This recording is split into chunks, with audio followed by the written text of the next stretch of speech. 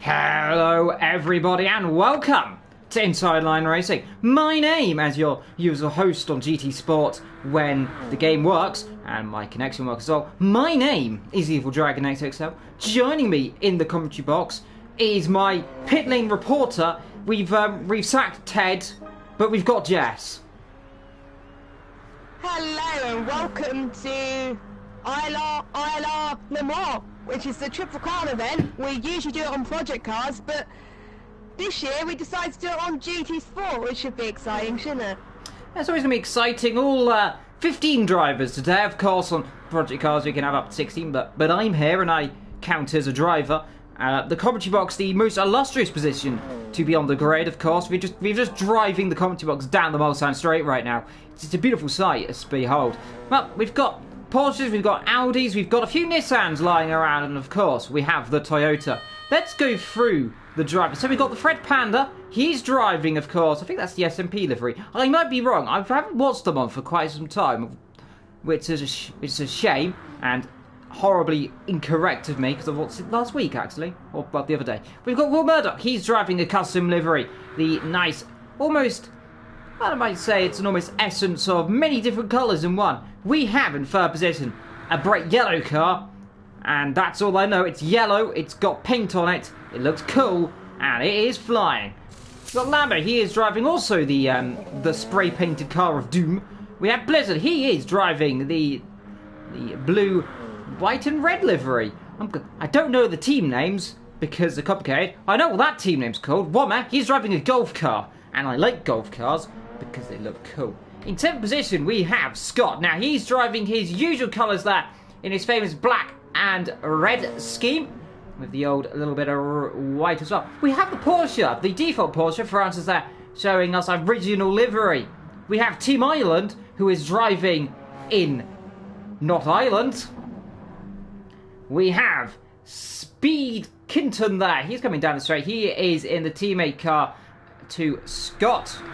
Behind them we have the MK Bonnie. He is driving the ILRT livery there, the Bumblebee-esque livery. I expect to see the Audi doing very well today. We have Jamie. Now, he's Nick My livery that I also have, actually, so that's awkward. He's driving the Nissan, the Canon car, if I'm not mistaken, that, and the Nissan Nismo. Always a beautiful little car to see.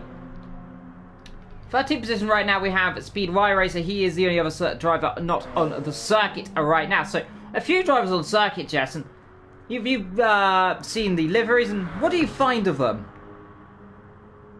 I actually quite like some of them, to be honest. The LMPs are always a great sight to watch in Le Mans. I mean, it's one of the fastest cars out there. It's just the engine is so nice, and with a nice livery to go with it, it's just going to make the drivers stand out a little bit and try and get some good laps in. And I always like Le Mans, I always like LMPs at Le Mans, so it is definitely a fantastic sight. I think the sun's about to die down a little bit as far as I can see.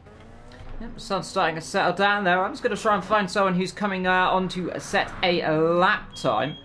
Now, the pit lane has come front us right now. We're going to try and hunt down a driver who is currently on or beginning a lap. Well, there is the driver that I was wanting to see. There is H Racing Green. Now, he is driving an inspired livery. He is driving the Toyota TSO 20 livery, if I'm not too mistaken. That the car from 1980, 1998 and 1999 respectively. Of course, the GT1 version and the LMP 900 version. The car that went on to almost win the race, but broke down. Seen that before at Toyota. Hopefully it doesn't happen this time. Well, it's won twice in a row, I suppose. A spoiler alert. If you haven't watched it, I imagine you've probably been reading the news because it's been all over Twitter. That, yeah, Toyota, very good at dominating when it's the only team that really can win. But nonetheless, there he is, driving the TSO 20 livery.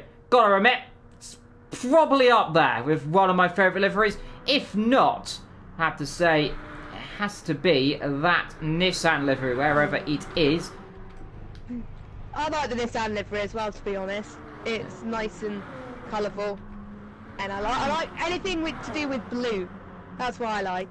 Well, he's got to do a blue. Can't put it past the Golf livery, and there is one up. He is driving the famous Golf colours. They've returned to Le Mans. Of course, they drive on the Aston Martin GTE cars in real life, but I've got on an LMP car. This is what it looks like. It is very, very pretty. Well, let's go on board if we can, if he doesn't come in the pit lane, which he does.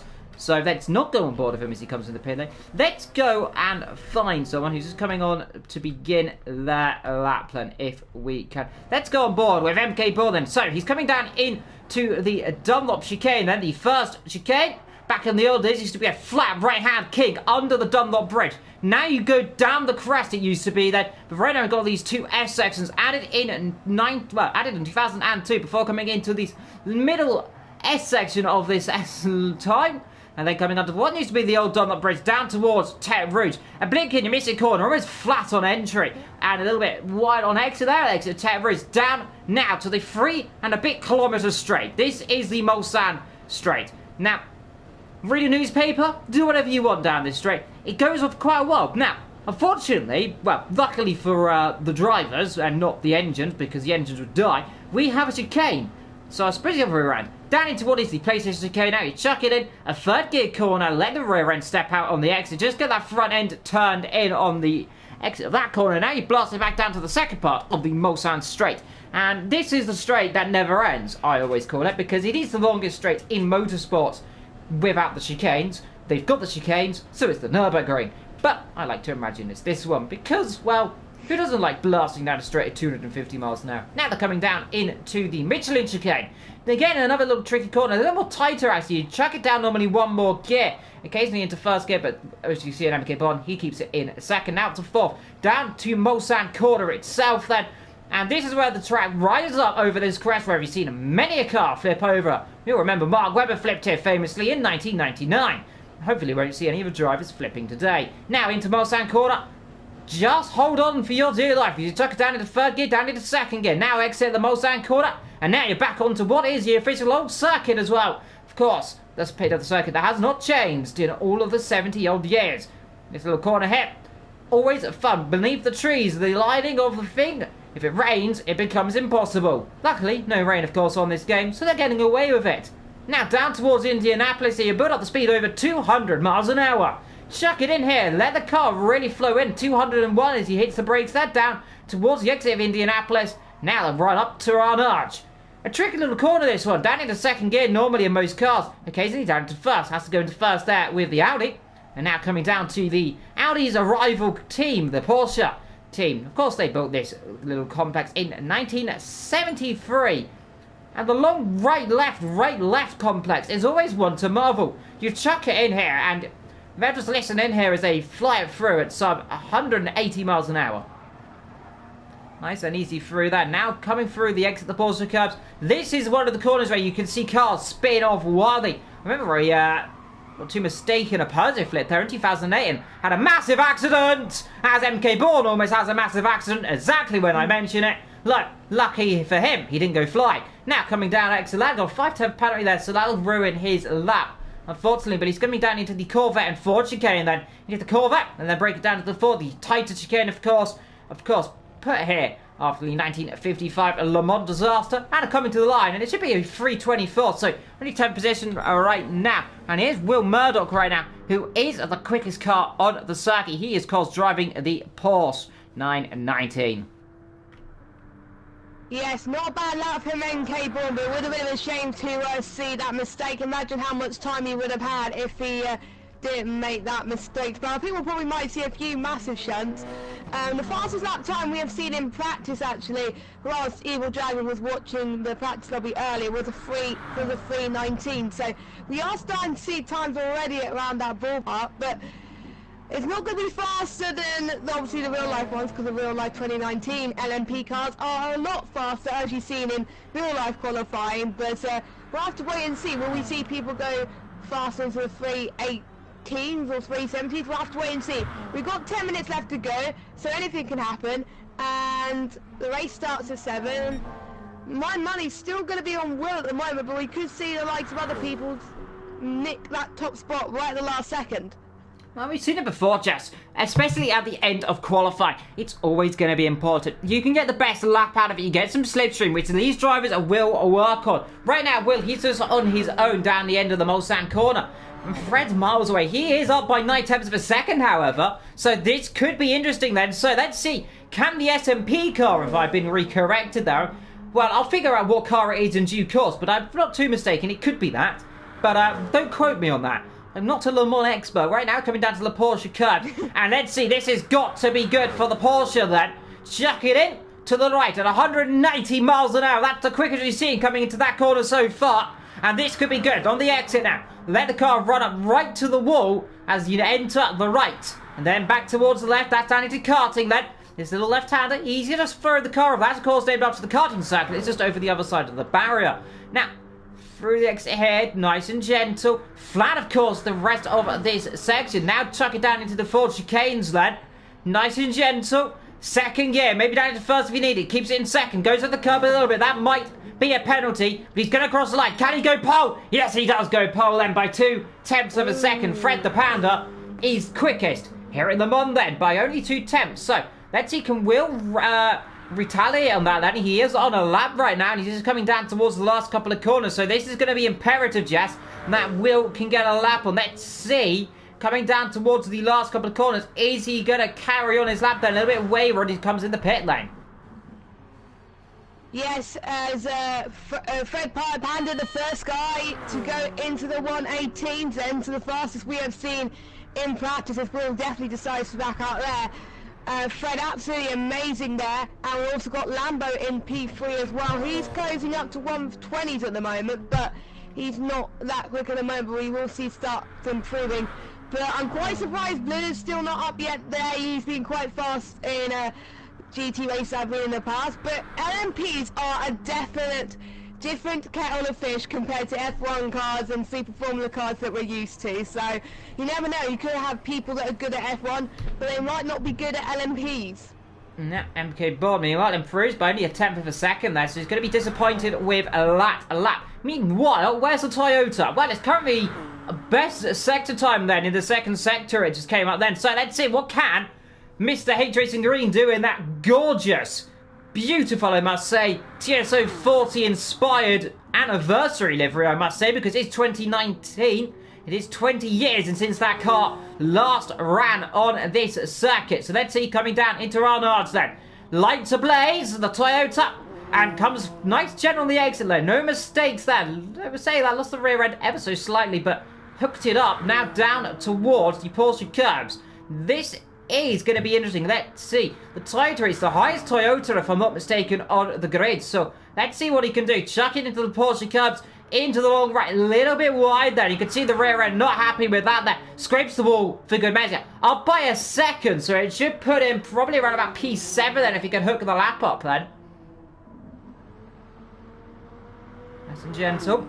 Through, down, into karting. Nice and easy. On board we go then with Toyota then. Chuck it down into the last 2 chicanes. Into the left, into the right, into the left, and then back out to the right. Bit of the curb there for H Racing, so that's going to ruin his lap. He often loves driving on this game. He loves driving in Le Mans. Does improve up to P8 then, so bang on the money then. Puts him just behind Andy then, who is also driving in a very inspired livery. In the background there, you can see one of the other Porsches going off into the wall. I think that might be... It's me, or it might be someone else. It isn't. It's me who's currently chucking it down into the exit of the Porsche curbs then. Nice and wide for the number 2 Porsche then.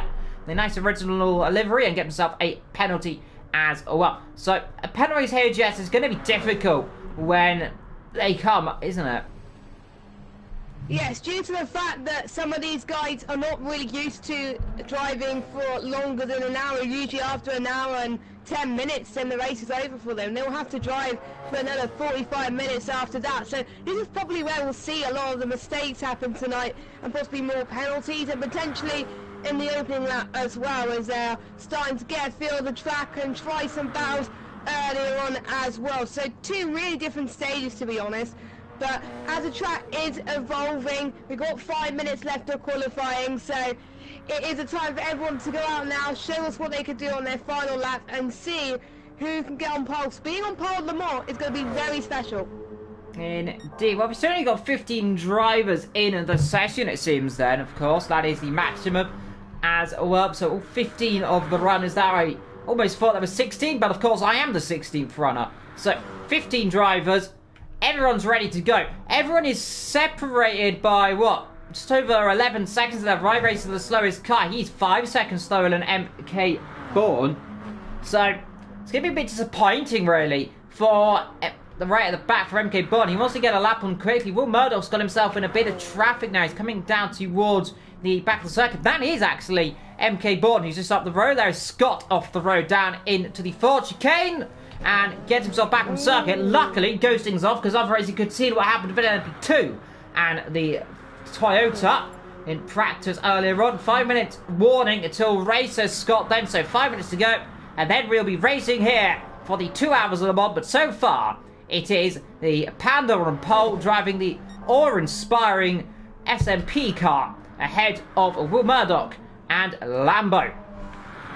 Then we've got the Golf car on Wommer. In real life, the SMP actually finished third in the actual real life Le Mans race. They're looking to score possibly two positions better than they did in real life, which is looking quite possible at the moment. So it is looking quite favourable at the moment, but Will Murdoch is hungry, so it'll be interesting to see what he can do.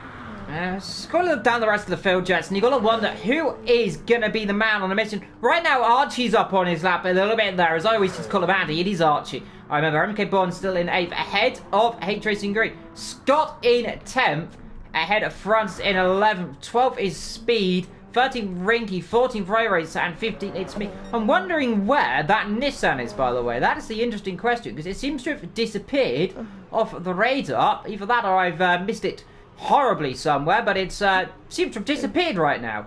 But we'll find it eventually when it comes back out. Yeah, I don't know where they are as well. Oh, there we are, in the pits. Yeah, no, coming in the pit. There is Jamie. I was looking at him there. The Nissan. The beautiful, I must say. It's up between that, the Golf, and of course, the inspired 1999 livery that H Racing Green's got on the TSO 20 livery. I honestly am split between them. In the comments, get it down there. What do you think is the best livery so far? I've got to say it's a mix between Jamie's car, the Golf car, and as well H Racing Green, who is currently in P4, by the way. So the Toyota now ablaze. Not literally ablaze, I hope not, because that wouldn't be good for the Toyota if it was on fire, but it is flying down the New Sound straight there. Up to, what, 205 miles an hour, so he's doing good. Now chuck it down into the corners. He might not get another lap out of this then, so it looks to me that qualifying all but over unless you're coming through the last couple of corners. So Fred's not going to get a lap in, I don't think. Francis up into P2 then, so good lap from the Porsche. This is putting massive pressure right now on Will Murdoch. Can he get a lap time? He's got a 4/10 penalty to add to his time, so he needs to go for it. Yeah, he does. He needs to find a way to see if he can coast a little bit to try and make sure he goes down, or he really needs to make sure that he needs to push to make sure he can get in to possibly the top to secure his best chance of winning that race. And he's gaining a little bit of toe as well, which I think is really going to help. He's up by 7/10, Jess. Sorry to cut over that. Up by 7/10 now. If he can manage to get past MK Bourne, MK Bourne's going to be the cork in the bottle here because he's going to hold him right up. Yeah. And he's going to have to back off. He has backed off, but has he backed off enough? He's still got a 10th of a penalty. He should get away with it. I think he might get pole position here then. Let's see, can Will do it? He was up by 7/10. Can he get pole position here in Le Mans?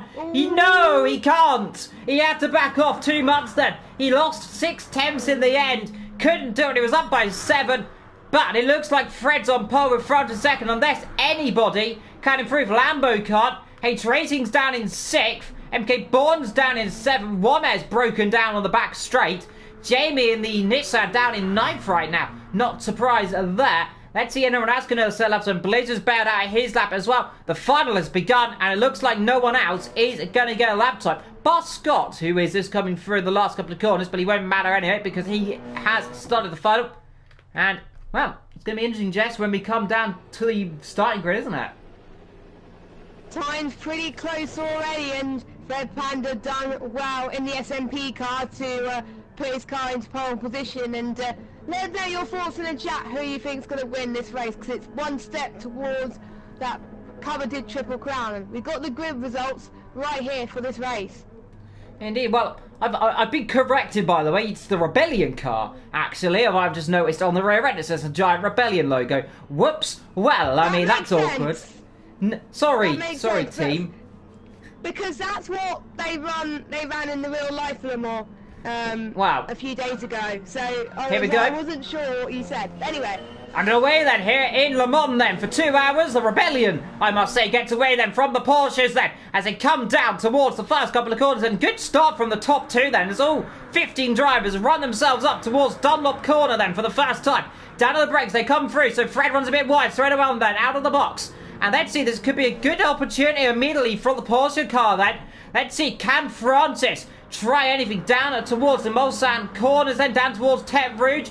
As immediately, Fred is under pressure. He's got himself a 4-10 penalty straight out of the box. But it's a good start as well from Will Murdoch. He's at P3 right now as they come now out of Terre Rouge down the 3-kilometre long straight. This is where we see all the action beginning then. And it is Fred leading Francis, leading Will. Straight away then, Will on the attack. And this is where he needs to go then. He's going to sliver up the inside straight away. So, down the straight, down towards the first of the real major braking zones on this straight, and Will already making a few positions up then as they come down towards the PlayStation chicane. Good start from Will up to P2 right now. Francis in P3. Behind them there we got RT in P4. Lambo up to P5 right now, ahead of MK Bourne, the Toyota there of H Racing Green in P7, ahead of the Golf car Romer in P8. Jamie now in P9, so good start for him. Blizzard in P10 then, ahead of Speed King in 11th, Scott in 12th, 13th it's me, and Ry Racer down to 14th with Rinky right down the back. But good start for the Rebellion right now, Jess. Yeah, the Rebellion are very gaining positions right now, both of the cars actually, and Fred Panda, his penalty right off the bat, it's really not going to help him boost his confidence a bit. He really needs to focus now and pull away from the rest of the guys, which he seems to be doing right now. But Francis is definitely on the charge as well as Will, and we could see the likes of Archie and Lambo overtake them as well. So it's just a different kettle of fish. Usually, sometimes starting on pole may not be the best idea, but we'll have to wait and see. Usually, it is good in obviously the real life one, but obviously not in the GT Sport one, as we are starting to see gaps closing up once again. Indeed, gaps closing up now as we come into this technical middle sector. Great camera angles, by the way, on this game. The real-life camera angles, I figured out what button it was then. And now we have them all back then. So, Panda leads still from France. They're coming down to Renars for the first time. 1, 2, 3, 4, 5, 6, 7, 8, 9 cars in the same shot here. Great stuff there. You can see the golf car battling of MK Ball in the background. So, he's making positions as well as Jamie. He's right behind the Toyota of H Racing Green then. So, it'll be interesting to see Nissan vs Toyota. And hopefully, no problems there. You can see them just in the background there, the red and the blue. And there's Fred coming through down to the Porsche curves there. Big moment there, I must say. Trying around the outside. I thought for a second there. One car in the wall. Real and Francis having a ding-dong battle here at the opening that here in Le Mans. Wheel-to-wheel stuff here as they come through the exit of karting to the end of the first lap. 4 minutes down. And I imagine we're going to probably get about 30-odd laps, maybe even 40 as they come down into the first chicane then. Down for the first time. Well, the last chicane for the first time, I must say. Nice and wired there for Will. Bit of a slow down there up front. And of course, yeah, slow down there for Will. Slow down for Francis. And I think a slow down for Fred as well. So all of them getting slow down penalties. I must say, great battle going on here between the Toyota and the Nissan right now. Brilliant stuff between these two. We don't often see this. And I'm enjoying this more than I think most people realise. The Nissan livery versus the Toyota in its actual livery. Behind them there is, I believe, Blizzard. Yes, it is Blizzard. I don't know what livery he is running. I think it might be the Autosport livery, potentially, but it's hard to say for sure. Right now, through they come. Good to see the Nissan, by the way, Jess, isn't it? As a man walks into the TV screen. But good to see that Nissan in all its glory, running a P9. Normally, it's quite slow around here. Yes, I agree, and to be honest, that is the beauty of this game, and not necessarily Toyota might not be the fastest, there could be some other cars as well, and it just gives a little bit of variety to this event. So I'm absolutely really hyped as Jamie is starting to gain quite a few positions already, which is very, very good to see. As you may know, Jamie is a multiple ILRGT champion as well, and he's hungry. He wants to get the win today. He didn't really start off well in qualifying, but he's good at making up positions in the race. I've seen a few races where he started last and finished first, so anything can happen for Jamie. Just look at the speed that Toyota's got it. The Nissan's here rocketed past that Toyota. The Toyota there, one of the more slower cars in the class, like it was in 2016. Of course, the Nissan very quick. The only issue is, of course, the cornering speed, sometimes a bit slow. Meanwhile, still up front, we've got the battle here is Will Murdoch now leads here in the mod.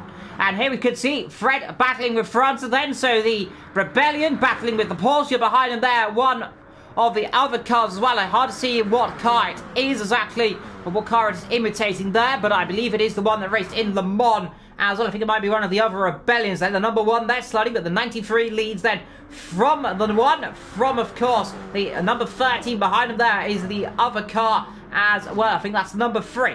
But right now, we'll open that gap a little bit as they all chuck themselves down there. 1, 2, 3, 4, 5 they go. And here we go then. Lambo trying to think about around the outside here. And that'll be brave down towards Indianapolis. We'll get his door firmly shut up. You are not coming through here, Sonny Jim. As you can chuck them all through then. Nice and smooth. No mistakes up front. And this is what we love to see, Jess. So many cars battling with such precision and no mistakes. That is good to see, isn't it? They're all driving it clean and together. They've gone through a lot to try and get in. Obviously, the admins have done all they can to make sure the best drivers get into the lead. They wanted serious drivers, and we've got some serious drivers here. Some are known for being in other leagues, and some people known for ILRGT as well. So most of these guys are known to all the ILR guys, and all people cheering on for their favourite drivers to see if they can top off what has been a very, very great ILR year so far. Indeed, an absolutely beautiful battle here, I must say. Archie there picking up the inside there into the last chicane. Not going to do it there, my friend. I've got to wonder, Jess, is this circuit, you think of it being quite a good place to overtake normally, but there isn't really too many opportunistic overtaking places, is there? I mean, well, the first chicane, of course, and as you can see here on the inside, Lambo being optimistic there, coming down towards the first chicane there. And that'd be around the outside of MK Bourne, just like I said. Not really too many places in that last sector to overtake. No, not really, and that's where a lot of like we've seen MK Bourne earlier, but luckily they had a massive save from him. But it's usually around the long straight is where we see a lot of people trying to go for moves as well. We see a lot of people get lapped as well, and potentially the start-finish straight as well is where we'll see as well. So if you really want to get an overtake done, do it on the first half of the lap, because the last lap will get spicy if you don't do that. Potentially Indianapolis as well, we could see a potential overtake, but if they do an overtake there, it will be pretty spectacular. Indeed, right now you can see on board with Lambo right now. He's battling with MK Bourne there, wiggle on the brakes there. Proving to me like Lambo's a little bit edgy on those brakes there. The Rebellion car, I think that also is that, struggling down there to slow the car down. But the Audi-inspired ILR GT livery, I must say, the ILR colour scheme. Well, the ILRT colour scheme, I must say, I believe that is there of MK Bourne. They come down towards the second chicane. Francis, by the way, is leading here in Le Mans. He has got himself a 2.5 second time penalty there, so it looks to me that he's going to have to try and open that gap as soon as he can, because Will is going to be right on his rear end as it comes down towards the rest of the circuit. So we're expecting to see Francis possibly trying to break the toe a little bit, try and let that penalty go ever so slightly. In the background, you can still see Jamie battling away heavily there with H Racing Green down there in third position. Fred up the inside of Archie, and the Rebellion car keeps the position for the time being, but the fellow Rebellion car behind him, Archie there, trying to pressurise him. And in the foreground, you can see again that great battle between Jamie and H Racing Green. Let's go and cut to that there as they go side by side of the exit. And this is where we should see that Nissan really come alive down the straight. Watch it go, and there you can see the VTEC Hub is kicked in, I might say, for the Nissan. You thought it would be for a Honda, but the Nissan's got a mega toe down that straight. It's just so powerful. It's such a slippy car, of course. Front wheel drive, it can mean it's a bit harder to turn in, of course. That's why you might see H Racing Green pop back up the inside, down to the next corner. Down the inside he goes. Does he get the car stopped? Yes, he does. And the background behind him is still Blizzard driving in the other car as well. But still, great battling there. Behind him, it's me. He's gone off a little bit there, struggling as well. But you really look at these top 7 cars, and they're pulling away massively, aren't they, Jess? Yeah, and it's great to see, and usually we think it's an hour race and they're all so close, but it's not. It's a 2-hour race, and they're definitely taking it very, very seriously. They are putting up some great gaps. They're one of the fastest drivers in ILR in GT, so they really got to pull up all the stops. We are starting to see penalties start to form, but not many people are slowing down on penalties because they know that the guy behind them is going to catch up on them like a hawk. Pretty much from first down to about 9 or 10th is pretty much separated by a very small gap, which is absolutely brilliant. There's people on the back that need to try and catch up as well, but they're having some great battles as well. We've got Pete as well on the back having some battles as well, so it's not over yet. Blizzard is trying to gain a position as well. He just gained up into 9th, I believe, from Jamie, so Jamie's dropping a little bit more than we thought we would. Yeah, and the Nissan now is starting to come into that situation where we fear the front tyres, remember, are not going to be best happy on this car. Remember, front-wheel drive, it is all-wheel drive, but on this game, of course, is most commonly in most games, actually, it's not modelled correctly, and it's the front wheels that move the most. Meanwhile, battle for the lead again here on that number 4, and it's Will Murdoch back into the lead, down towards the PlayStation chicane, gets the job done there. Yet again, that front is, of course, that 2.4 second penalty. He'll want to be clearing that as soon as he can. He is clearing it ever so slightly now and then. So he is doing it as well, as Will Murdoch also has a 2/10 penalty. So a few drivers with a few small penalties right now. But we've just got to admit, Will right now doing the job he needs to do ahead of France driving the Porsche. But remember, that Porsche is still very quick in a straight line.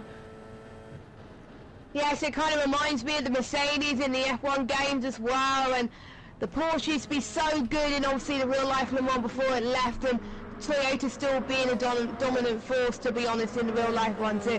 It's great to see the Porsche back and the likes of Will driving it. It's great to see on this game, so it's nice that games like GT Sport and Project Cars 2 allow you to drive the cars that were very prominent back in the time where they won multiple championships. Indeed, it always is. Not to admit that having all these different liveries just adds something more. And I've raced other games had this, of course. You'll know licensing is, especially on some cars like the Mercedes F1 car, you can't just slap a Porsche or a Ferrari livery on it because they don't want to do that, especially with the sponsor. But it's good to see the likes of Porsche, Audi, Toyota, all these LMP cars allowing you to customise your liveries, and really just shows. Meanwhile, in the background, you can still see the Rebellion there battling with the other Rebellion car as well. But we're keeping an eye on these top 2 there as he now cut to Fred battling away with Archie, battling away with MK Bourne, then driving the ILRT liveries. Starting to come back through the field now, so slightly ahead behind them is the other Rebellion ahead of the Golf car as well. So, the Golf car, the first of the real, let's say, historical coloured liveries, I might just say. Doing a good job in the front ground there. You can see having a battle here. Hey, Archie around the outside. Has he got the move done? Yes, he has, around the outside there of Fred Panda into Porsche curbs there. Fred backed off there a lot earlier than I thought. He might have a slowdown pattern. I think that was the issue there. But right round the outside. Nonetheless, slow.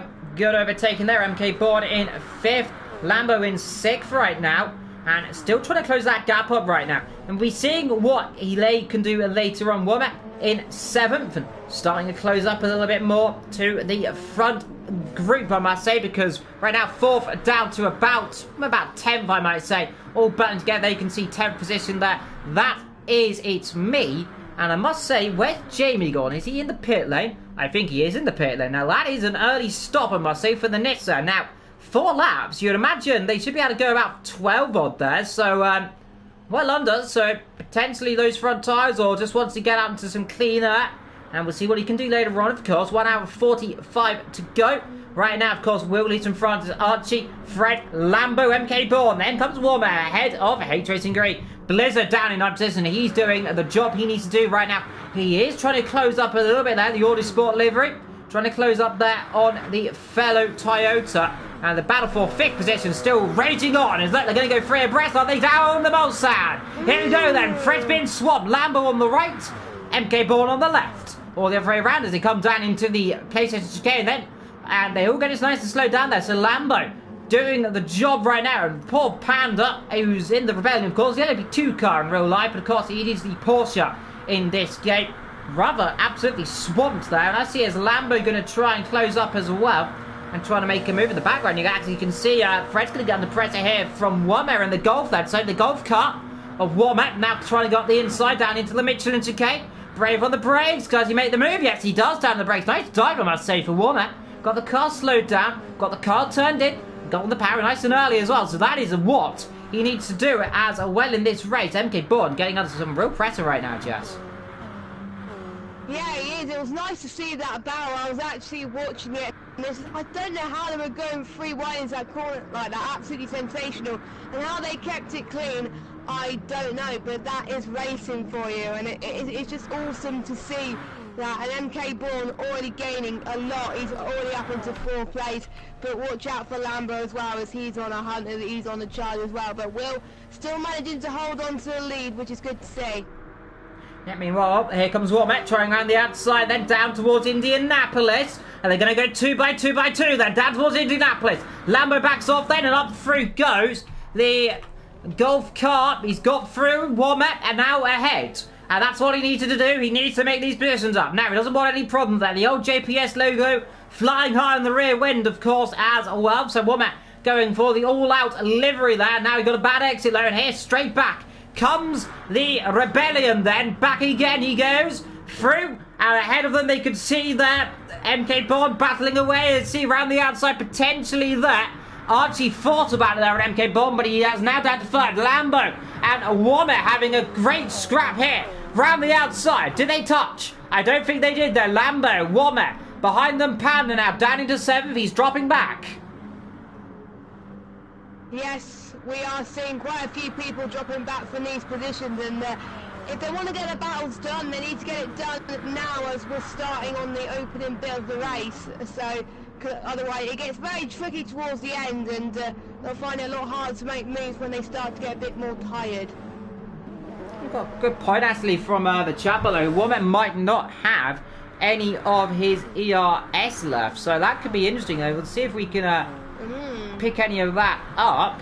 As yeah, you can see there, he has got ERS of course there, so has got a little bit. Right now he's using it all down the exit of the straight there, so looks to me that Woman's using a bit more than your race leader, of course. That is Will Murdoch, leading the race last lap time of 3:20, so a good lap for him, I must say. And Francis as well, sitting back a little bit right now. Will, in fact, last lap the quickest of all time. He goes purple there.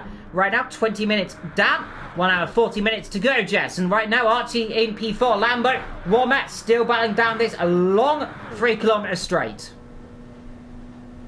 Yes, we've still got 15 drivers, which is very good to see as well, as they're all trying their best to make sure that they're the best of the best drivers. And the pit window could come up pretty soon as well. They're going to be in the cars for roughly about another half an hour or so before they'll go to pit again. So now is another thing they need to go and take into account, because they can refuel tyres or do both. That is very tricky for the drivers to decide if they want to just take fuel or if they want to take fuel and tyres. It depends how long they can get the distance. And my mic sounds a bit funny, so I'm gonna change that for a little bit, because my mic sounds a bit nasally in the stream right now. So I'll fix that while Siebel does the next bit.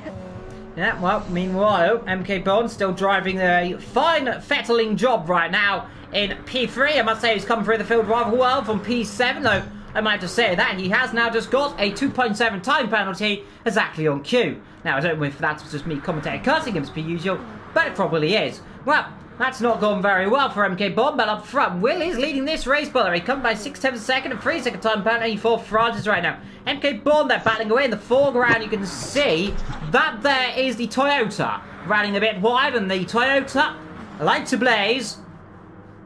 And luckily, there we go, now I can see it, the Toyota lights ablaze, and oh, they haven't flipped. That is good. No one up into the barrier, and luckily in this game, of course, you don't really have cars flying into the wall at a very high rate of knots. You can see Marseille Womack starting to come back through into this battle right now. He is currently doing good. He is driving the R18 and 2016 livery with set his helmet, I must say, driving the Golf car. I don't know if that's a bit of a mismatch of different teams and different colours and all of things, because that's confusing to me as well, as it probably is to you. But still, the Golf driving its heart out. I might say it's Bruno Senna. Who knows? It could be Bruno who's driving the car right now as Archie thinks about up the inside there, coming down into Porsche curbs. Round the outside, he thinks about it again there, does a Womack. But again, can't do anything there. The outside line here, not going to be the opportunistic move that poor old Womack wants, because MK Bonnie comes the line off absolutely perfect. Great job from Womack there to go into fourth place that he needs, really. But he's really got the Rebellion chasing up like a hawk at the moment. So Archie really needs to get a move on, to be honest. But looks like he's right behind him at the moment. So he's going to find almighty to try and get the move done, possibly in the first couple of turns. It's amazing to see Archie getting the speed like that in the Rebellion. Obviously, the Rebellion didn't do too well in Le Mans in real life, but it looks like they're doing well in the game, and hopefully my mic has sorted itself out. Just let me know in the chat. We're already seeing more penalties again from the drivers, so it is getting a lot more difficult to not gain penalties at the moment. Yeah, some drivers starting the fine penalties a little bit difficult there. As you can see, the curbs getting the bollards getting thrown up. That there of MK Bomb would have done too much damage, or any damage really, of course. Lucky for him. Here comes Archie. Got to go next to the outside to head route then. Now down the straight, and that's it. We're going to see a repeat of earlier on. But all of a sudden, look at Womack go. The Golf car has suddenly got the bit between his teeth, and immediately think that MK Bomb might be under a bit of pressure here.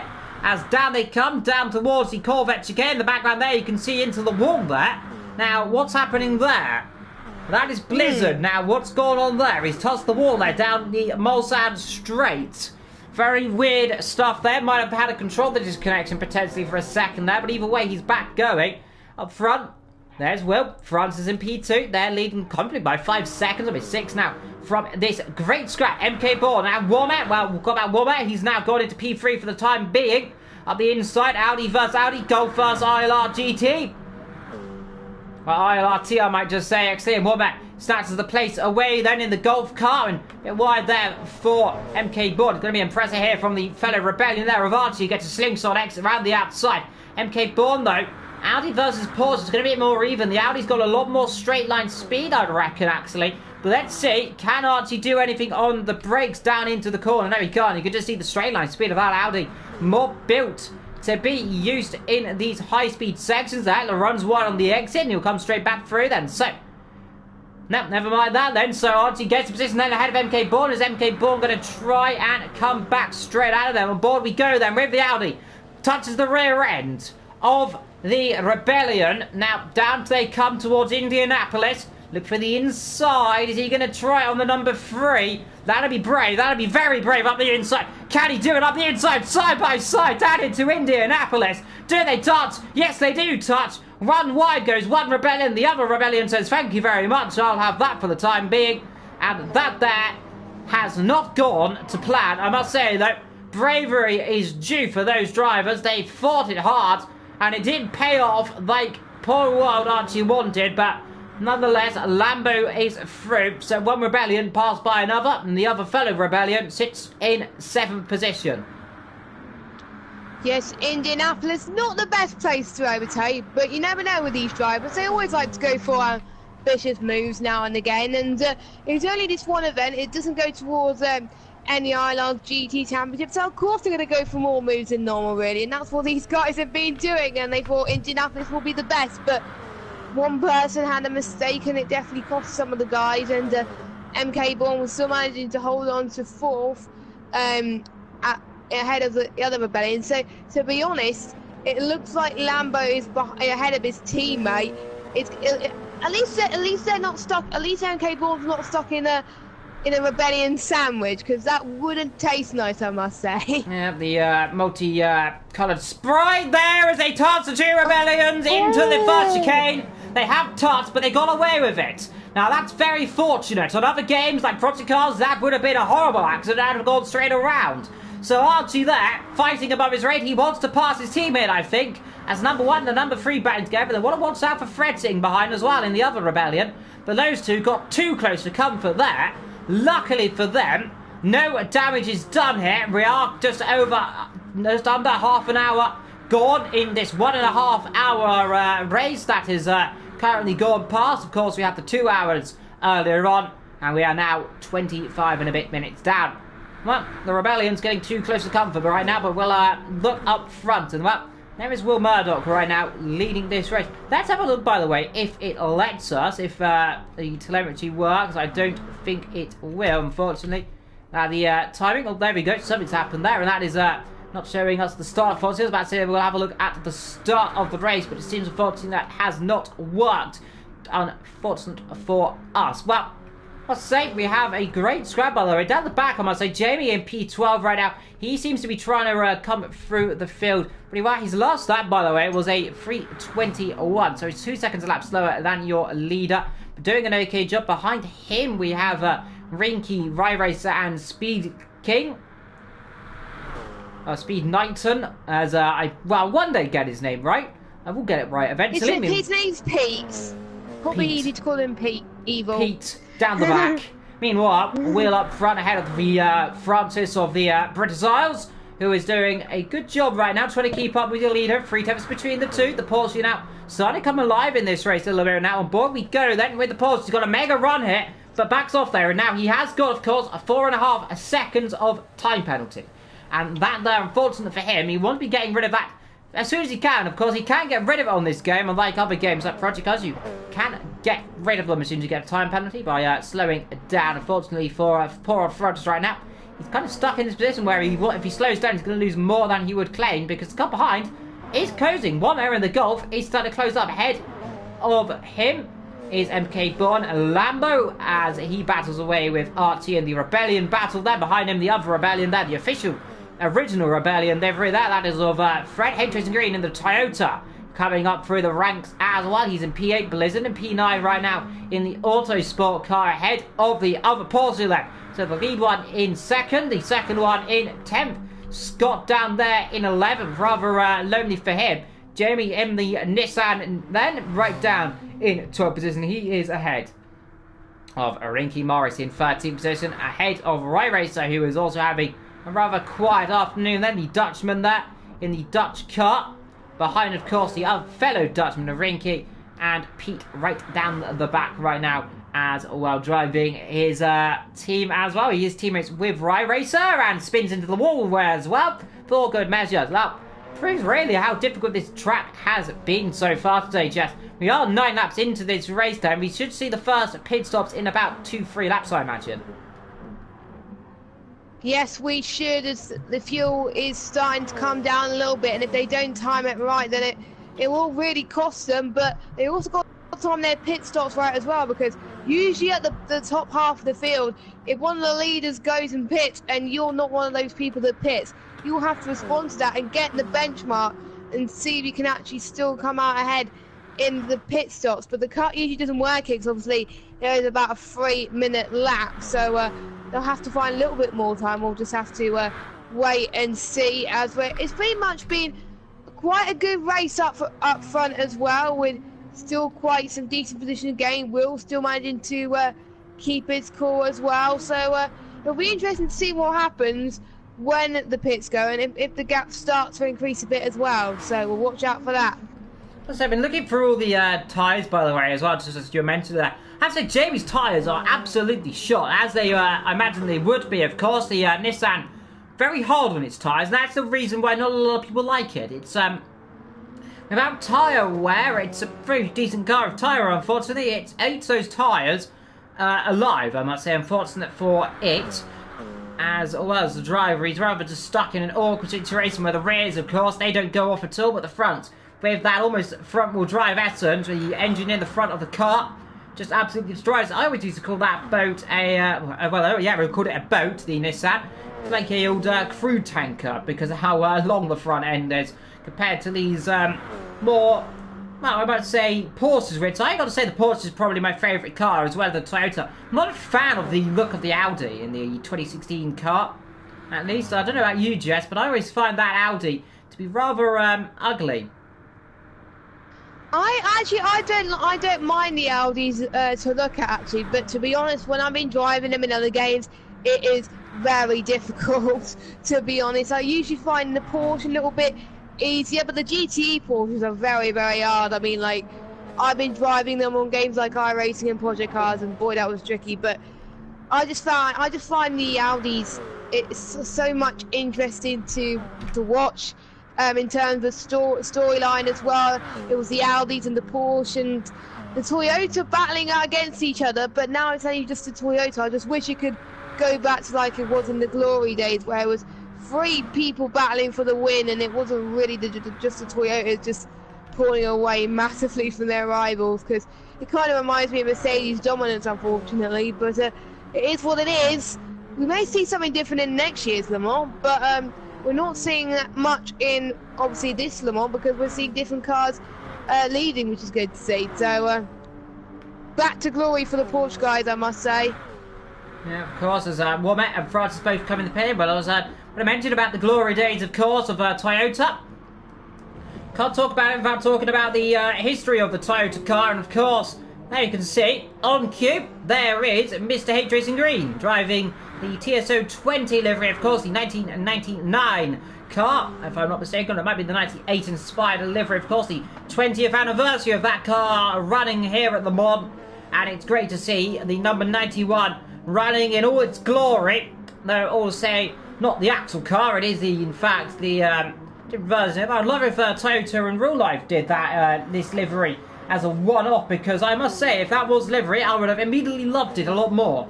But alas, it is not. But still, it's been a historical journey for Toyota from what is basically the originals of the LMP 900 class, of course, that came in the very late 90s, of course, 95. The real beginning of the LMP 900 began when GT1 was kind of in its mainstream era, when, of course, you had the likes of the Peugeot 905, if I'm not mistaken, there, running back then, of course. You remember the likes of the Bentleys, the Audis, of course. Then they went on that, I think, almost 8-year winning streak, of course, bar 2003, when, of course, the Bentley Speed 8 won it at its own turf. Then, for the 1 year, Bentley returned to Le Mans. I believe it was actually 2 or 3, if I'm not too mistaken, 01, 02 and 03, but it ran for a few years. Won Le Mans and then decided it would go as well. Of course, we've seen the likes of privateer teams in Pescarolo run at Le Mans as well, of course. Henry Pescarolo, the founder of the Pescarolo team, ran in his own Pescarolo in the 90s and early 2000s as well, of course, retired in driving the Pescarolo. So, we've seen a lot of famous cars, a lot of famous teams and drivers, in essence, come to Le Mans. Ferrari for us as well have been at Le Mans, of course, as well in the past, but right now, we'll see what the future begins with the LMP class winding down, I must say, in the LMP8 category, or the LMHP, or whatever you call it. But it's going to be interesting to see what they can have. We got the return of Aston Martin with the Valkyrie, and Toyota running their, well, whatever their thing is. And we've got Bicolas, we've got potential for McLaren, Ferrari potentially, so the future is looking bright for Le Mans. But right now, Jess, we have a race to look forward to here in 2019 in Gran Turismo. And in ILR itself as well, we've got almost an hour and 26, an hour and 25 minutes left to go of the session. They've been driving for roughly about half an hour already. It does feel like, for some of these drivers, it feels like quite long, but in a way some of these guys will be driving it quite quickly, and then when it gets to the end, this is where they start to get it gets a little bit more slowly. But it is racing, and they enjoy racing, and we're starting to see, I think, the gaps.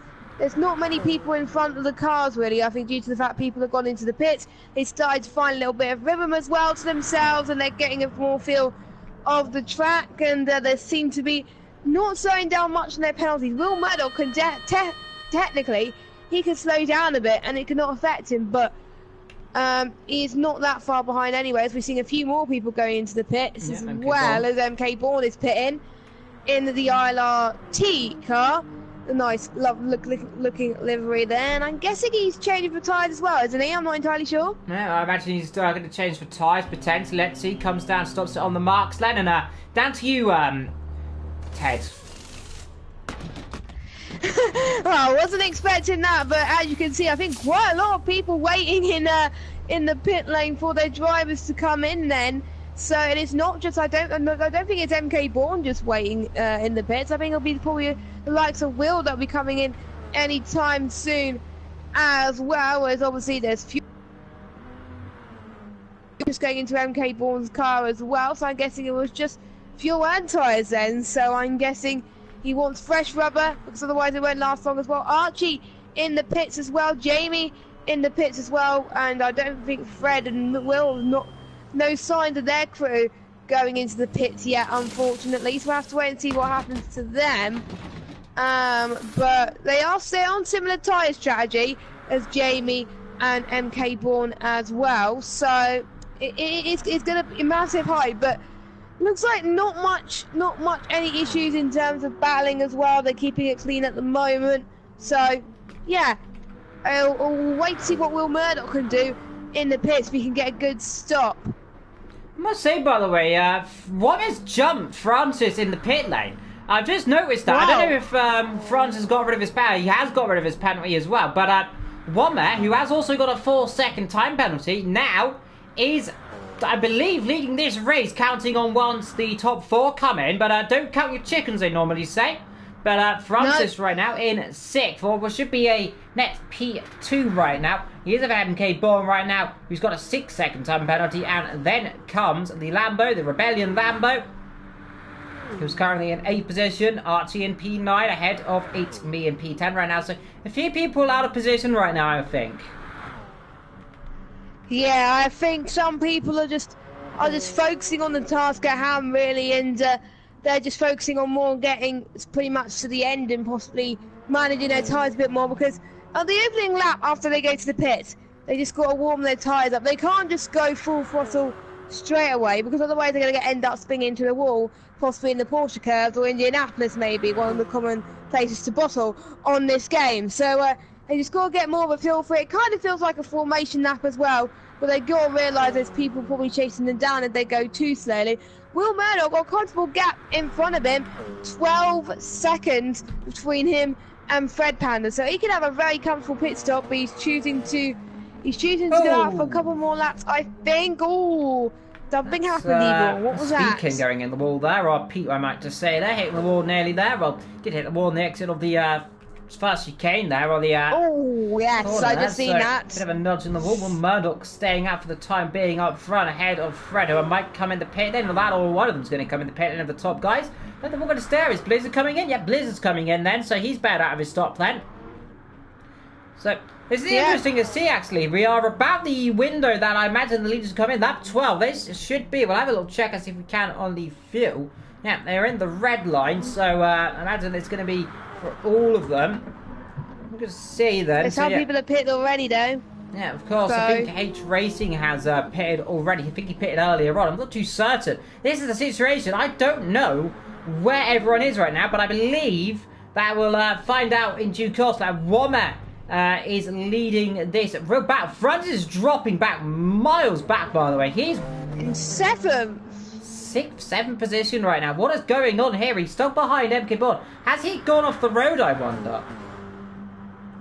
He might have found his tyres a little bit too cold, maybe, but he was in a very good position early on in the race as well, so maybe he's finding the grip a lot more difficult in the first opening laps after the pit stop, and that's probably causing a lot more people. Or maybe some of the other guys, like MK Bourne's pit stop, was a lot faster, and you just seen the replay, I believe, of something that's going on that just went on. I believe. Seeing if you could see any mistake going on there, but alas, we could not. But that's a shame there. Meanwhile, down the back, Blizzard down in 10th position as well, so he's going backwards as well. Oh no! Well, I mean, that has happened again. That's probably caused it. It's happened again. They forgot to put the tyres on. Now, this could be issues for Blizzard. Well, I suppose no tyre wear on the car, but that is unfortunate for the car is now hovering. And, well, that is the future of the mod, of course, always breaking new restrictions and in need of its design. And, well, this is a new one. Floating cars, Jess, here in the mod. Wow, I didn't think I'd see that before. Wow, that is an interesting sight. Obviously, we won't see that in real life, but we see that in GT Sport and also in Project Cars 2 as well. And we don't want it to turn into a situation like in real life Le Mans, where Toyota put on the wrong tyres and caused for a puncture to be gone in one of the tyres. So hopefully it doesn't happen to Blizzard. So Blizzard is he's got his work cut out, to be honest with you, and he's got a massive penalty at the moment. Don't know why he's got that massive penalty. 8 seconds? That is not like it. Seconds. Meanwhile, great scrap here as here comes MK Board and France battling together again. Then down the straight as we cut to the battle here between the Audi and the Porsche. Then here on that 12 then up the inside. Can we see an overtake again? Here comes the Audi straight back at it then. Nudge, nudge, nudge they go. Down the straight they touch, Jess. Down they come towards Indianapolis, but they come through nice and smooth here. The Audi, the Porsche swings about up the inside. The Audi goes wide. And this is getting a little bit close here between these two teams. And let's see, is the Audi going to try slithering up the inside again? Here comes a rebellion around the outside. Then the ILRT car in, the wall goes. The other Porsche, he's gone. He's dropped it into the wall. He's kept it out. He's gone. Francis made a mistake. In comes Will from the lead. But a horrible mistake there from the other car. This is great scrapping though between all these drivers as MK Bond, Francis and Lambo all come to blows there. But somehow Lambo is now ahead. Works very well for Lambo there, trying to avoid that carnage. But Francis, he drops another position down to P7. If he's not careful, he's going to have the other rebellion car, Archie, catching up anytime soon as well. So he needs to put a foot down, forget about the bad stuff that's happened in that moment and concentrate on the rest of the race, because that's his main focus right now. Oh, more of a replay then. So, I've got rather close on the exit. That was Francis and MK Board. Now, you've got to wonder here, what happens down the straight? Because they touched Jess down as they came into Indianapolis. Yes. On board we are then. Are we going to see an Audi go nudging across? And let's see. Yeah, there we go. There's the contact there. That was more of a racing incident there. It just looked like Francis turned a bit too much. Now, what happened? I think he just got on the curb and then straight off there. We could see Harry nudged MK Bourne wide. And then I feel that MK Bourne's going to slither on back up the inside of that car. Then he can see runs wider. He hit the wall there on the exit. So hit the edge of the tyre barrier. That's all spun him round. And that is why he's dropped right down there into what is now 5th position. So actually, he has got ahead of MK Bourne again then, but not for long. Here comes MK Bourne back down the straight. And they're going to go battling again then down into the second chicane. Oh, they almost topped down the straight. That was a massive block there from MK Bourne. That is getting intensely incredible battling there as they pull straight across each other there. That almost could have ended in a horrible accident there. This is great stuff between these two. Battling hard. Luckily, the ghosting system came into effect there. As MK Bourne and Francis look at them weaving down the straight. Left, right. Now I'm going to the outside, he says. Cuts back across. And Francis here is being absolutely disbelief right now at the MK Bourne. He is very angry right now. And I wonder, has there been more contact somewhere else? Looks like it, because he seems to be dropping a bit. And Francis might catch up once again as well. And Lambo again seems to be avoiding all that trouble, so the good things have come at the right time. And yes, Lambo is pulling away from both of them. He got the car stopped. Whoa, he has got the car stopped now on the exit. Here goes MK Bourne straight back at it again. What a scrap here on that 13 here of 40 minutes gone. We've got still over an hour to go, and they're battling like it's the last lap of a Grand Prix, Jess. This is absolutely fantastic.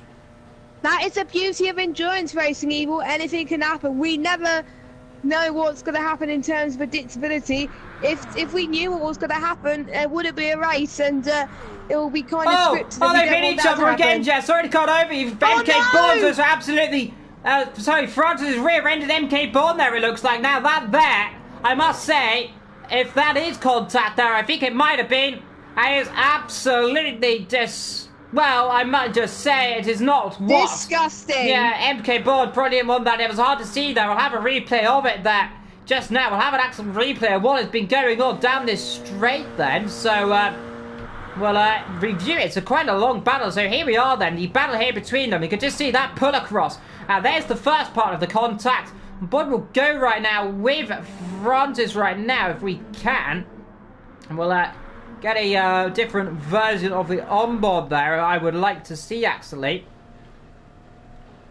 If we can, we'll have a look at it afterwards. So we'll want to see what happens here between these two drivers. So came straight back out and round the outside down towards the corner. Then look at this, sweeps right across him there. Absolutely, I must say that's a little bit naughty there from MK Bourne, and I might just say that was far too aggressive. Cut straight across him there, across him I must say. And then we're going to see this dive up the inside there from Francis. On board we'll go then with MK Bourne here. Down the straight and look behind there, you can see the Porsche closing all the time then.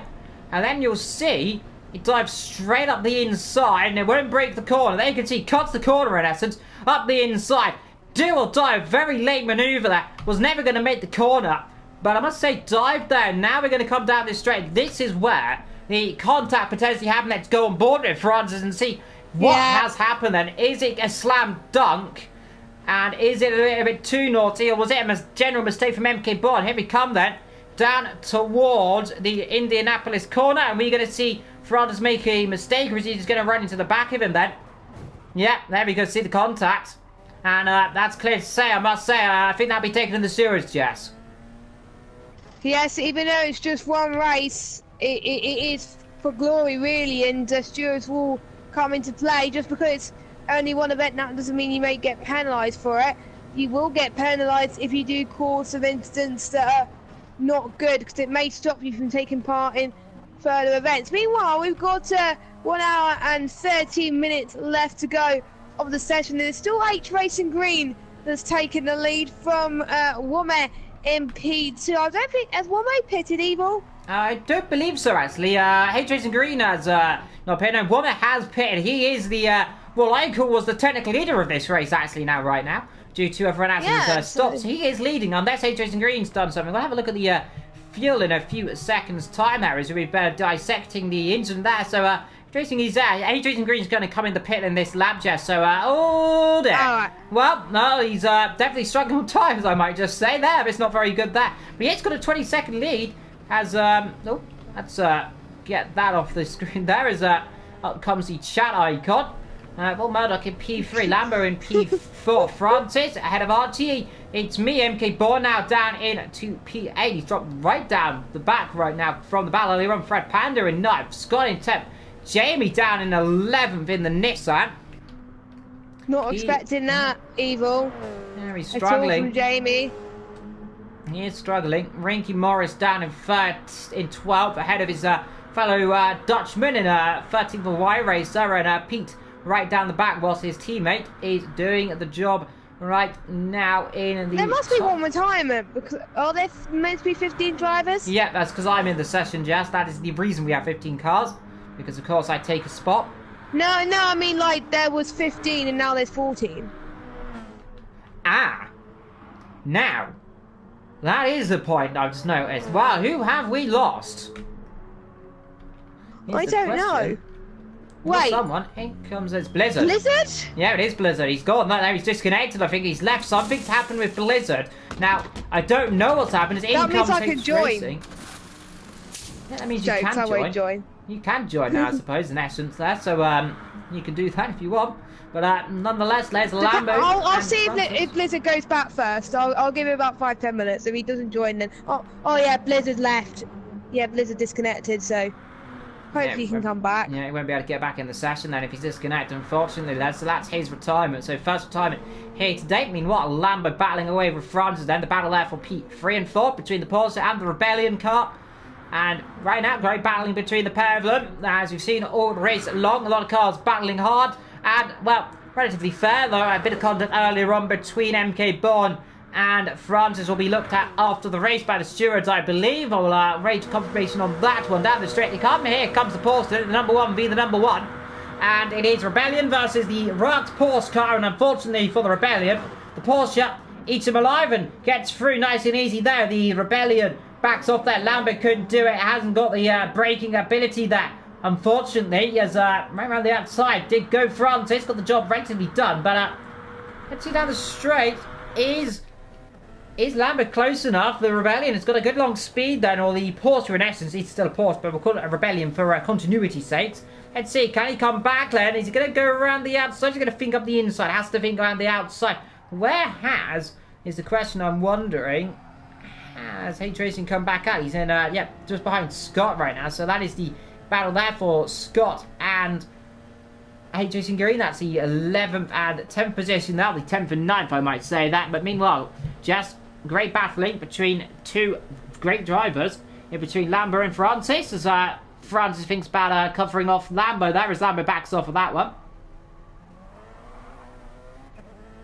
Yeah, by the looks of things, Lambo's staying where he is. He's in a very good position at the moment, though, so he's not going to lose being where he is at this stage. He doesn't want to get involved in any accidents. He's seen the likes of Francis earlier on getting involved in some accidents, but Francis managing to recover, which is great to see, as he's forgetting all his negative mindset. We've got a few people in the chat.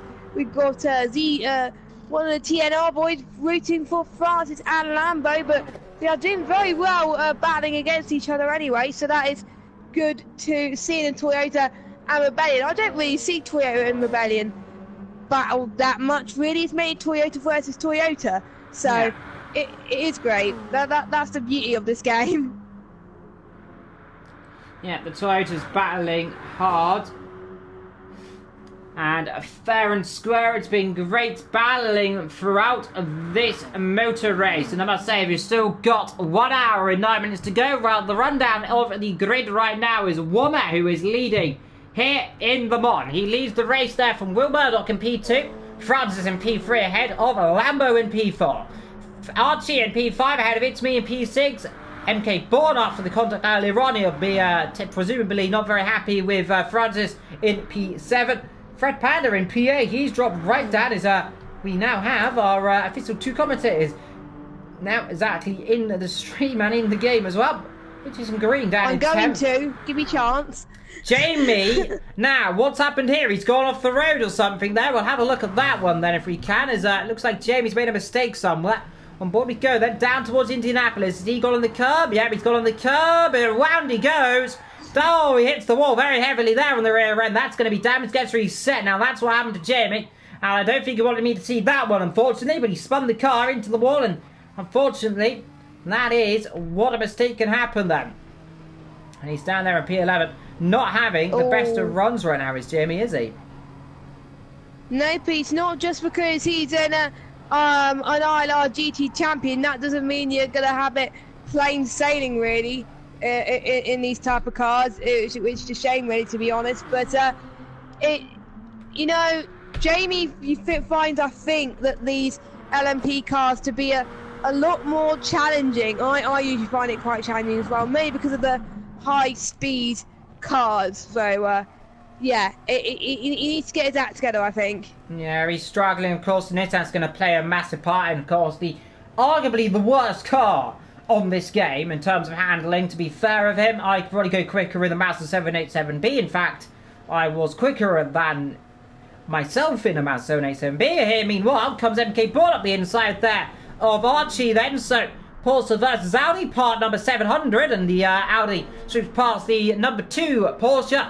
A little more lenient, doesn't want to fight him too much there. I think MK Bourne right now rather trying to concentrate on his fellow rival Francis right now. We excited to see if these two rebuild that rivalry from earlier on. And I must say though, Jess, as you saw the incident as well, what was your take on that?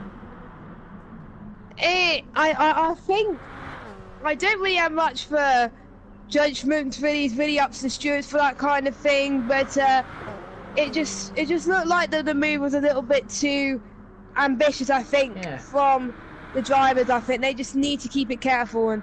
And the position for me is saying Jamie's in the lead, which he's clearly not. So my game's having a hissy fit at the moment. So if he carries like this, I might have to lead the session if that's the case, because otherwise Should it? Oh, that's good. I'll let you know, but I'll follow your stream whilst that fixes then. Yeah, meanwhile, MK Bond just passed Archie there down towards Indianapolis. Did another straight, nice and easy stop between those two drivers. In the background there, you can still see the Porsche trying to come back. And boy, we're actually going to go right now as Archie is going to try and come back round the outside, actually. So, my apologies, he's going to try that. Be brave round the outside. Surely not round the outside there. No, he has to back off. Whoa. No opportunity round the outside into the Porsche curbs that. And he might get mugged off behind it in the wall slightly goes. It's me. He has to touch the wall a little bit there. It's good to see It's Me back again there. Don't really see him too much. It's me, it's him, it's whoever you want to call him. What do we know it? It's not me because I'm in the commentary box. And he's on the circuit right now. But doing a relatively good job in 7th position. Trying to fend off these battle with these higher cars as well of Archie and MK Bond. MK Bond like doing the duty and doing what he needs to do in this race. The ILRT car currently in 5th position. An ILRT team is going to be pretty ecstatic with at least being in the top 5 right now. But we'll see what happens later on. Meanwhile, the Golf car leads this race by 2 seconds ahead of Will Murdoch in P2. Francis in P3 right now, starting to close up a little bit right now. The fellow English driver, last lap there of a 3-minute 20, drives with Lando Norris's helmet, I believe that is that.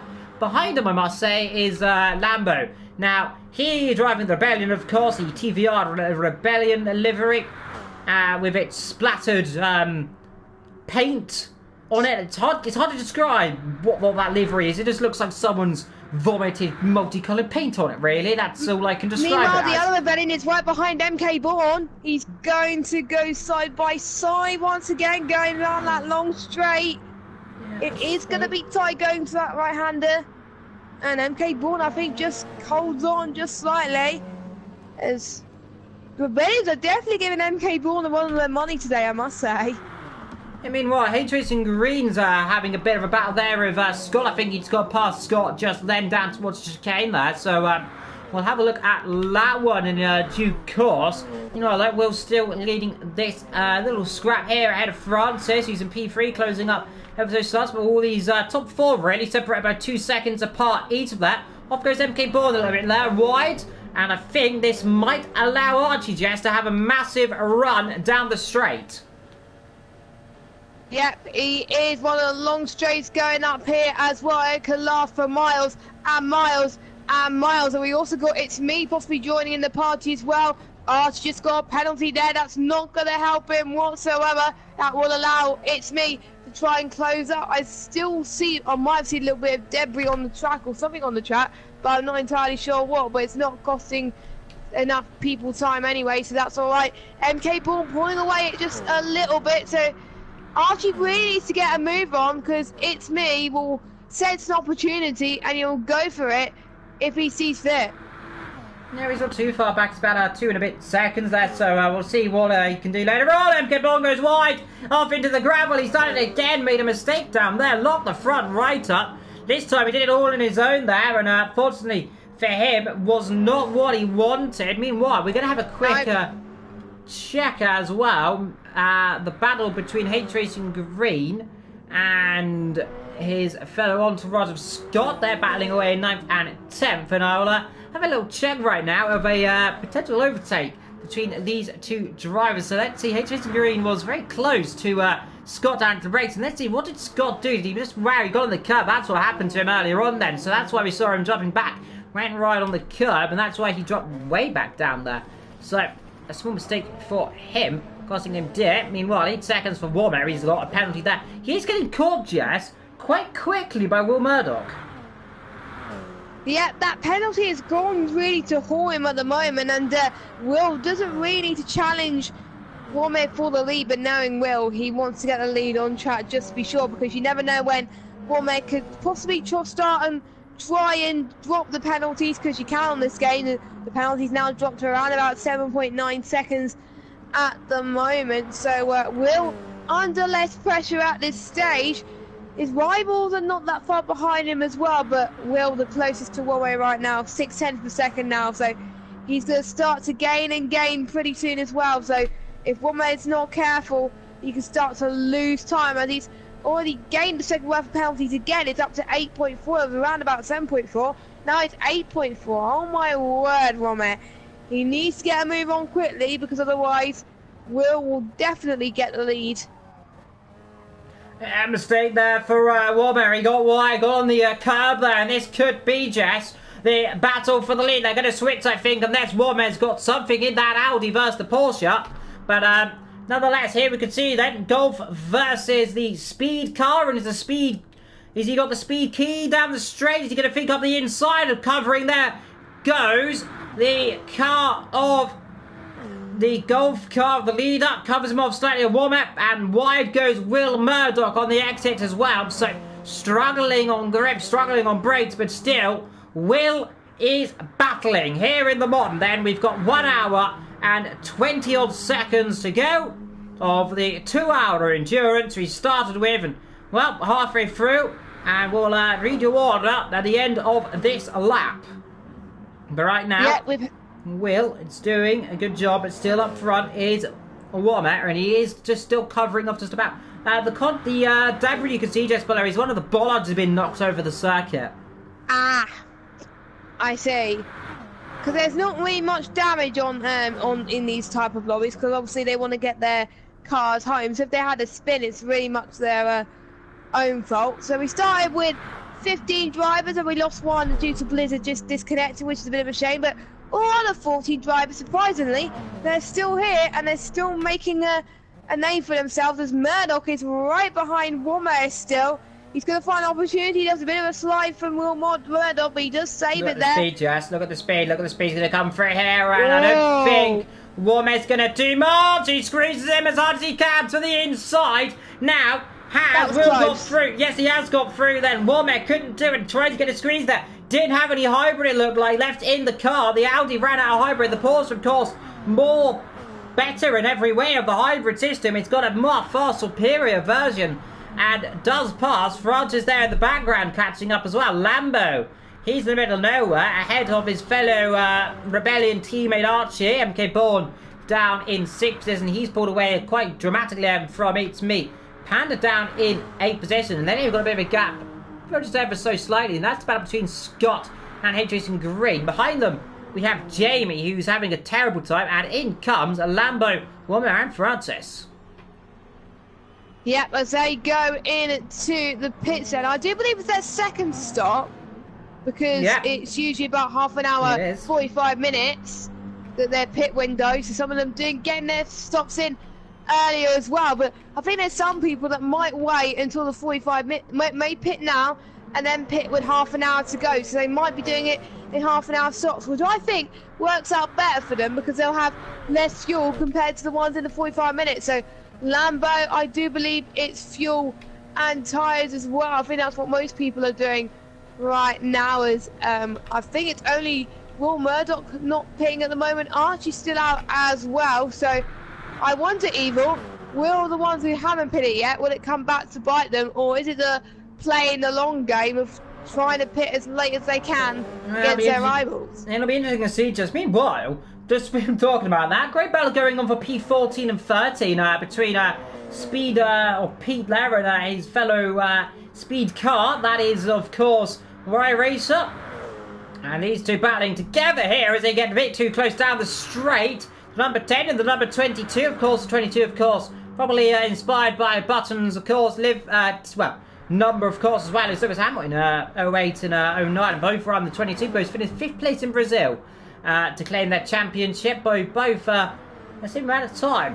Both British. Yeah, both British. Both became teammates a year later, which was a fact. Oh, dear. As that's not going to be doing what? That's not what Pete wants to do there. Well, that's not what...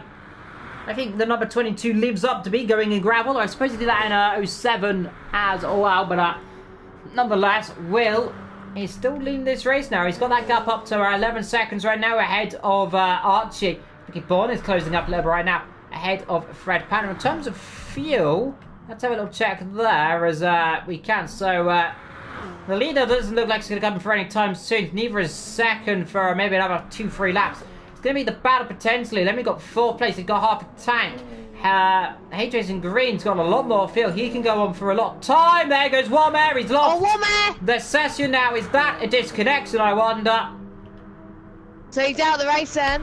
I believe she can't join back unlike other games, because F1 you can join back. I believe in Project Cars you can join back. Actually, no, you can't join back in Project Cars. Can you not? Nope, you can't. Let's see if we can spot where this happened then. So on board we can see if he's cruising down the straight. Yeah. So It might. looks like he either had an issue or something's going on there. We just saw it there on the replay there as we were looking at it's me there on the replay camera. And you can see the disconnection. So I don't know if he had an issue with the car or a connection issue or something. It was going rather slow down the straight Or before PSN. it popped out. Yep, it could be PSN, which is always a troublesome thing. A bad thing. It's bad Not omen when you good. get 2 retirements from a disconnection. That's always bad omens for everyone else. But nonetheless, we'll still lead this race. We're on lap 20 right now. Here in the mod, we'll lead from Archie. And imagine the leader's going to, well, the top 3 are going to come in. It's likely... Archie's pitting. Yeah, I'm going to say Archie and MK Bomb is likely coming in at the same time. They are. So, they try to bail out now, follow each other through, follow each other's strategy. It's a very... optimistic thing. We'll see if it works out, Jess, later on, won't we? Yep, you never know, as they will have to pit again for their final stop, because I think there's no way that the fuel's going to last that long in these LMP cars. Obviously the GTEs in other games and also in GT Sport as well, they can last an hour in Le Mans, whereas in LMPs can't. They can only last 45 minutes maximum. So this is where they've really got to start pushing, find the best time to pit once more. Maybe they might put less fuel for the next stint so they can really push it for the final stint when they pit for their final stop. That makes things so unpredictable for the drivers right now. I wonder what Will be thinking of when he goes into the pit next. You've got to imagine he's going to be trying to come out around where France is in. Well, France is right now, he's in P4.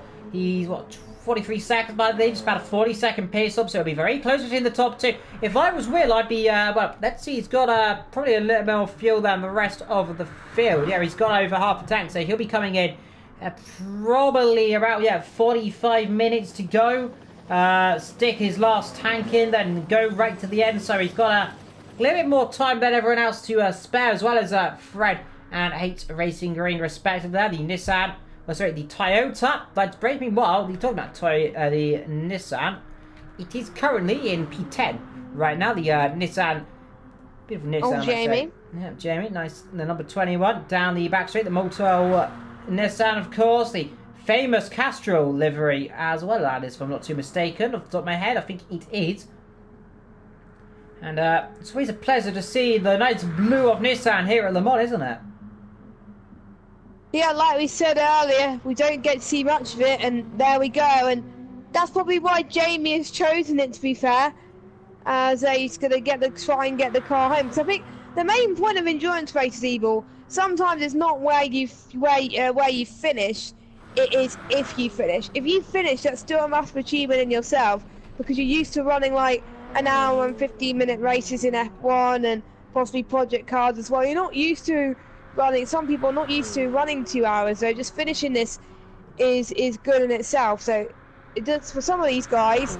Making it to the end, they'll be extremely proud. So let's just hope the rest of these drivers do finish, because that'll be great. And It's Me is doing running quite well in 8th position right now as well in the other Toyota or in the Porsche. I can't really tell, but yeah, as we've seen, Jamie, he's gone quite fast actually. He's starting to push on a little bit right now. The last lap for him there, a 3:23. The quick lap, of course, 3:18. So it proves in clean air that the Nissan's quick. Unfortunately, though, and this has been the issue all season long, it's inconsistent. It's quick some laps, and then the next lap it's very slow, and that's the inconsistency and the issue with that car up front. Still leads second and third, closing up now between the battle of the Brits. That there, of course, being H Racing Green, closing right up there to the rebellion of the second place man of Fred Panda. And it's turning into create a little race right now. Just under 15 minutes to go, Jason. Now we're starting to come to this situation where the race cools down a little bit right now, but still a battle brewing between Toyota and Rebellion here in the mod. And I just wish, and I keep saying this, I love H Racing Green's livery. Me too. It just looked so cool, nice and red and white as well. Yeah, nice just and like retro. the old days. It is nice and retro, and I can tell you like your classic stuff because you like the classic track and you like the classic Le Mans cars as well. I just wish we were on the classic Le Mans. And speaking of Le Mans, classic Le Mans as well, we've got also a European Le Mans series going on Project Cars coming up soon as well, which starts in about 2 weeks time, 2 weeks today actually. So if you want to join that, sign-ups are still open, and you get to race in the ILRGT Project Cars, because that'll be pretty good as well. So we've got quite a few sign-ups already. But meanwhile, H Racing Green, he's doing well. He's picking the speed up, isn't he? Yeah, he's got the speed right now. The Toyota's starting to come back alive here, and the fuel goes down. The car gets lighter and it starts to fly, and they can see straight away passing the Rebellion. They're up the inside. And the Rebellion not doing anything there. He's not going to fight it too much. He knows the Toyota right now quicker in this stage of the race, and it's probably better for him just to follow the other car and not battle with it as well. Probably get a bit further up the road and then start to battle later on. So what we're seeing, but now up to P2, the Toyota, remember, it probably dropped down to about P5, 6 once everyone else has stopped, once the Toyota has stopped as well. But right now, fair play to him. He's doing a good job right now in P2. Behind Will Murdoch right now, who's leading this race 22 seconds up the road. The gap between first and fourth away, 39 seconds. Now, this is getting interesting. I don't know, again, who's going to lead this race. I think Will has to come in sooner rather than later. But remember, if he doesn't, Francis might not make this finish of this race. He might have to stop again. This is the situation, Jess, that Francis got himself in. He might not make it. Yeah, or he may... I have noticed that he might have underfueled his car just to make sure that he might get another pit stop. But in these sort of Le Mans cars, these LMP cars, the less fuel that you have, the quicker you'll be. So I wonder which will be the best situation to be in. Would you rather have less fuel and be more quicker and do more stops, or would you like to stretch it? If I was you, stretch it until you get to like half an hour and then put less fuel. That's what these guys will want to do. But Francis really needs to get his game up though, because he might not make it like you said. Yeah, we'll find out in due course what happens. Meanwhile, battle here, as off goes It's Me. Just when I said there was a battle here, never mind. Well, no battle here then, ladies and gentlemen, as I well and truly go and curse that one up, won't I? Well, never mind. Commentator's curse, evil. Commentator's curse lives long in the evil's body. Well, we've still got a battle between Scott and MK Bond going on here. That's the battle for P7 and 8. But the Audi, of course, of MK Bond, the ILRT team, having a bit of a rough day, of course. Had that contact earlier on with Francis, where we got a little bit too personal between those two drivers, and touching the wall there on the ex-MK Bond. So they're pushing on hard, pushing on fair, but it is right now the battle for 7th, 8th and 9th, as they all run right through karting, and they're pushing on hard, but the two technical Porsches behind them there, and the Axel Porsche from 9th, doing a good job. Then we've got Rinky, Rye Racer, and Speed King, and have we now lost Jamie, I'm wondering? I think we have, so we're down to 12 then, so... Oh, what is with these disconnections? I it might not be disconnection. Actually, Jess. I think he's retired the car then, so the Nissan, probably, like I feared, not working as he would like, but meanwhile, that means you've only got one retro team in this race now, and he's currently in P2, and that is H Racing Green driving the retro Toyota, ahead of Hope course... he stays, please. Yeah, but hopefully I'm cursing there, ahead of the Rebellions, ahead of course the Porsche team, then we come the fellow other two Rebellion cars. They're still together, P5 and 6 by the way, are on the grid. Then comes Scott ahead of It's Me battling away with MK Bond. So MK Bond dropped back behind here. So wondering where he's gone off the road, or something's gone on again there between these two drivers, as MK Bond now has another battle with another very quick pulse. And let's see, he's going to get that position done this time. Then up the inside, down on the brakes. Nice and easy stuff there. Doesn't really have to fight it too much there on the exit, though he gets to slow down patting on the corner, and straight back comes through, side by side on the exit. And there goes It's Me, says thank you very much, Sonny Jim, I'll have that one. And now they want to come down the straight and not have an issue here. Back through he comes then, side by side. gets the job back done up the inside. Just I think as he got the move, I think no one of the brakes. MK Vaughan still has it. It's me. He's, I think, been forced to go on the back of him for now, but he has a few more chances. But I think speaking to the guys in the chat about the fuel situation, H Racing Green hasn't pitted yet, and according to some people in the chat, it feels like he'll probably have a little bit more of an advantage pitting later than anyone else because he'll have less fuel, and that means he'll be pitting less times than anyone else. So this could go well for H Racing Green, I think. Yeah, well, he's got half a tank in the fuel, half a tank in the fuel, half the fuel in the tank. He's got a lot more fuel than his competitor there behind him. That is of I believe, is that Fred? Yeah, it is Fred there, and the other Rebellion. Frud is as well. I'm curious to see how much fuel Frud's got. He's got half it. So basically, what I'm saying here is H Racing Green's got the same amount of fuel right now as what was the leader, Frud. So H Racing Green. Could he be on for a surprise position here? He could come right through the field because he's not going to pit for another about 20 odd minutes, and then he'll chuck on just enough fuel to go to the end of the race. Will has to stop, remember, and he'll go for a lot longer stint, of course. He's going to stretch it out probably to about lap 26, 27, I imagine. He's going to go about 4 or 5 laps in terms of the fuel. He has got just under a quarter of the tank in, so he won't be able to go too much longer. But right now, doing the bit he needs to do, he's got the bit between his teeth and he needs to push on right now. Fred Panda going to be coming in soon as well, imagine, and his front as well. We'll be imagining he'll be coming in probably not too soon, but he will have to come in probably about 20 minutes to go, I fear. Yeah, we'll keep an eye on Francis then, as we are starting to see people's concentration start to fade a little bit as well, and more penalties are rewarded.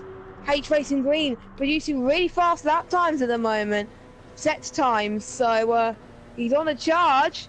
But let's just see what's going on the back as well. We could see, I think we got Pete in a battle. Nope, has he been lapped, or is it? Nope, it's his teammate. Yeah, it's his teammate. I think he got past his teammate. Yeah, he got past Y Racer then. So a good move from Pete, as he's now up into 11th place, but his next rival's about 40 seconds down the road. So it's kind of like Williams in real life. Y Racer is coming back though on the right hand side, keeping it clean there. Pete gets back into last position. Y Racer, a bit of sparks there from both of the drivers as they've been battling on. I think usually sometimes if you have more battles, that's usually better than position. And on the inside, he got the position through. Yes, he has. What a dive! What a dive from Pete there. What a move, Sonny Jim. You don't see that on the inside. That was late on the brakes. He launched that one back.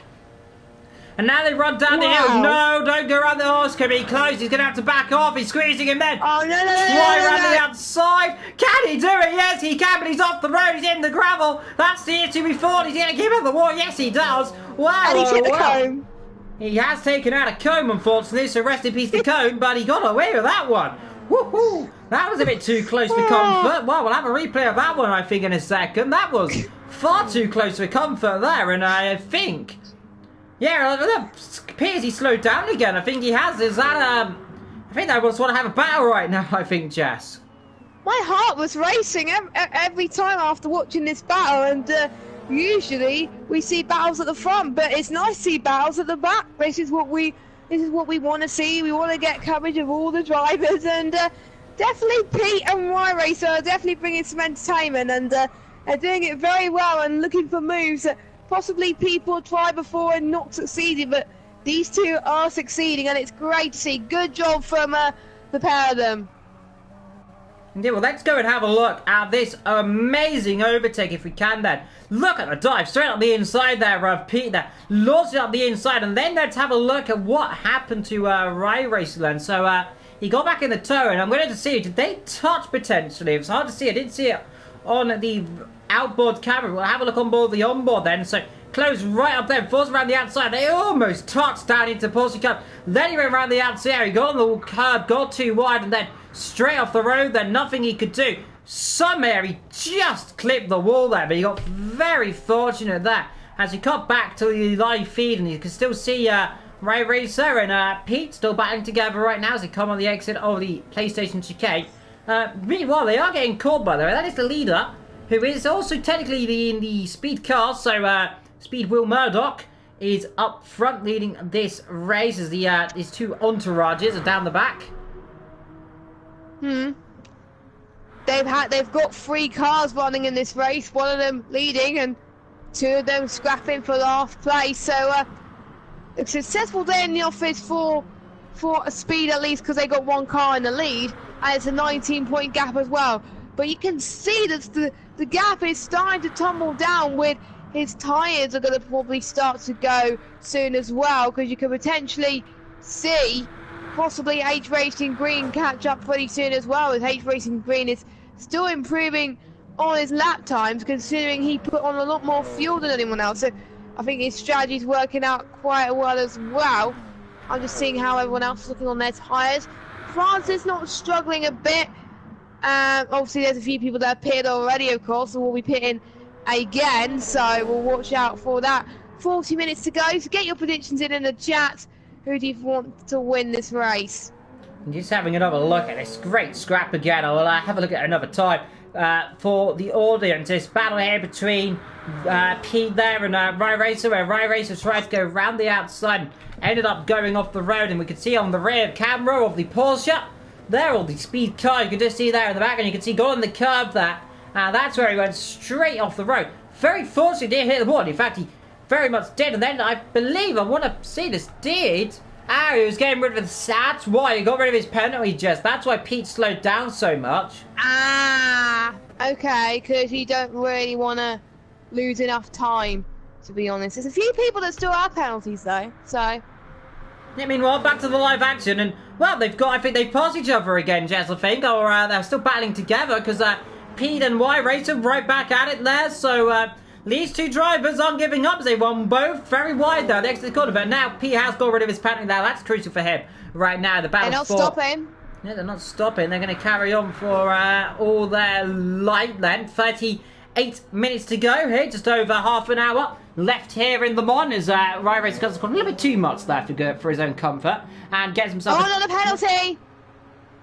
Yeah, gives himself well, I think it was Y Racer. Yeah, that was Y Racer with a penalty there, Jess. As goes a bit wide there for a turn 1. It almost puts itself in the grass, into the gravel. And Will was in the pits. Yep, leader in 8 litres in the tank then, so he ran out the fuel. And I imagine that means, yeah, so the leader will inherit, will be H Racing Green then, and he'll come in later on. We're just going to keep an eye on this battle up front, and if anything else happens, we'll jump to that one. But right now, the only real major battle on the circuit is the battle for last, which is fair play. Unlike Formula 1, if they had a battle for last, they wouldn't show it. We do, so we are immediately better directors than F1. Hire us, FOM, please. Yeah, hire us, please, because that will be good. Amazing. But we haven't, to be honest, I kind of wish we see the Williams battling like this in real life, but they don't usually tend to, which is a bit of a shame. But the speed cars are definitely giving us something to entertain, that's for sure. As H Racing Green inherits the race lead for now. Speedway Race is still behind Pete, but he's catching up by about 4 tenths, so if he finds more 4 tenths, then he's going to overtake him. He's probably going to have a chance once again going through the straight. Is he going to get the right-hand side? Yes, he is. It's going to be absolutely tight to see who will get this move stick. Y Racer manages to get the move, stays in the 11th for now. Pete is having to be forced for 9th, the last then of this Grand Prix. Oh, there's a penalty from Y Racer once again, so that might allow Pete to go past him again. Let's see, like these 2 drivers, very fair in play, but it's now the Dutch ahead of the Englishman again. It was a Dutch sandwich a minute ago, and now it is a not. Well, takes an English sandwich right now. Pick well, the entire field, that's on the brakes, he's going to hit his teammate. Oh, that was a bit too close there on the brakes. That was far too close. He just got out of that one. Fair play to the ghosting system, working beautifully there. That could have been a bit of a bad moment. I think they should turn the that off next time, actually, to see if they do have contact, so that'd be interesting. Meanwhile, they've somehow just about got away with not murdering each other, which I suppose is the good thing. That's good. That's a bit too I'm close. happy with that. Never replay of that then. Never mind that. We're not going to get a replay of that. But nonetheless, great battling, great close action between those two brilliant drivers up front still. H Racing Green now leads this race ahead of the Francis, who is closing up right now. He's got that gap down to, what, 8 seconds in terms of fuel. Remember, they both got a quarter of the tank. In fact, and with all this, the Toyota's got more fuel than the Porsche. So I didn't know that.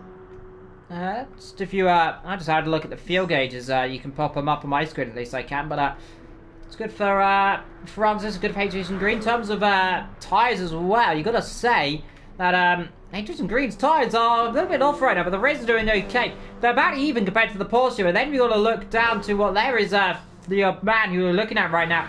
That is a 4th position. Now he has a second 1.5 second time penalty there. That is your race leader once everyone else comes in the pit lane, but he's doing a good job as we're coming now to 1 hour and 25 minutes down, with 35 of this 35 minutes race to go.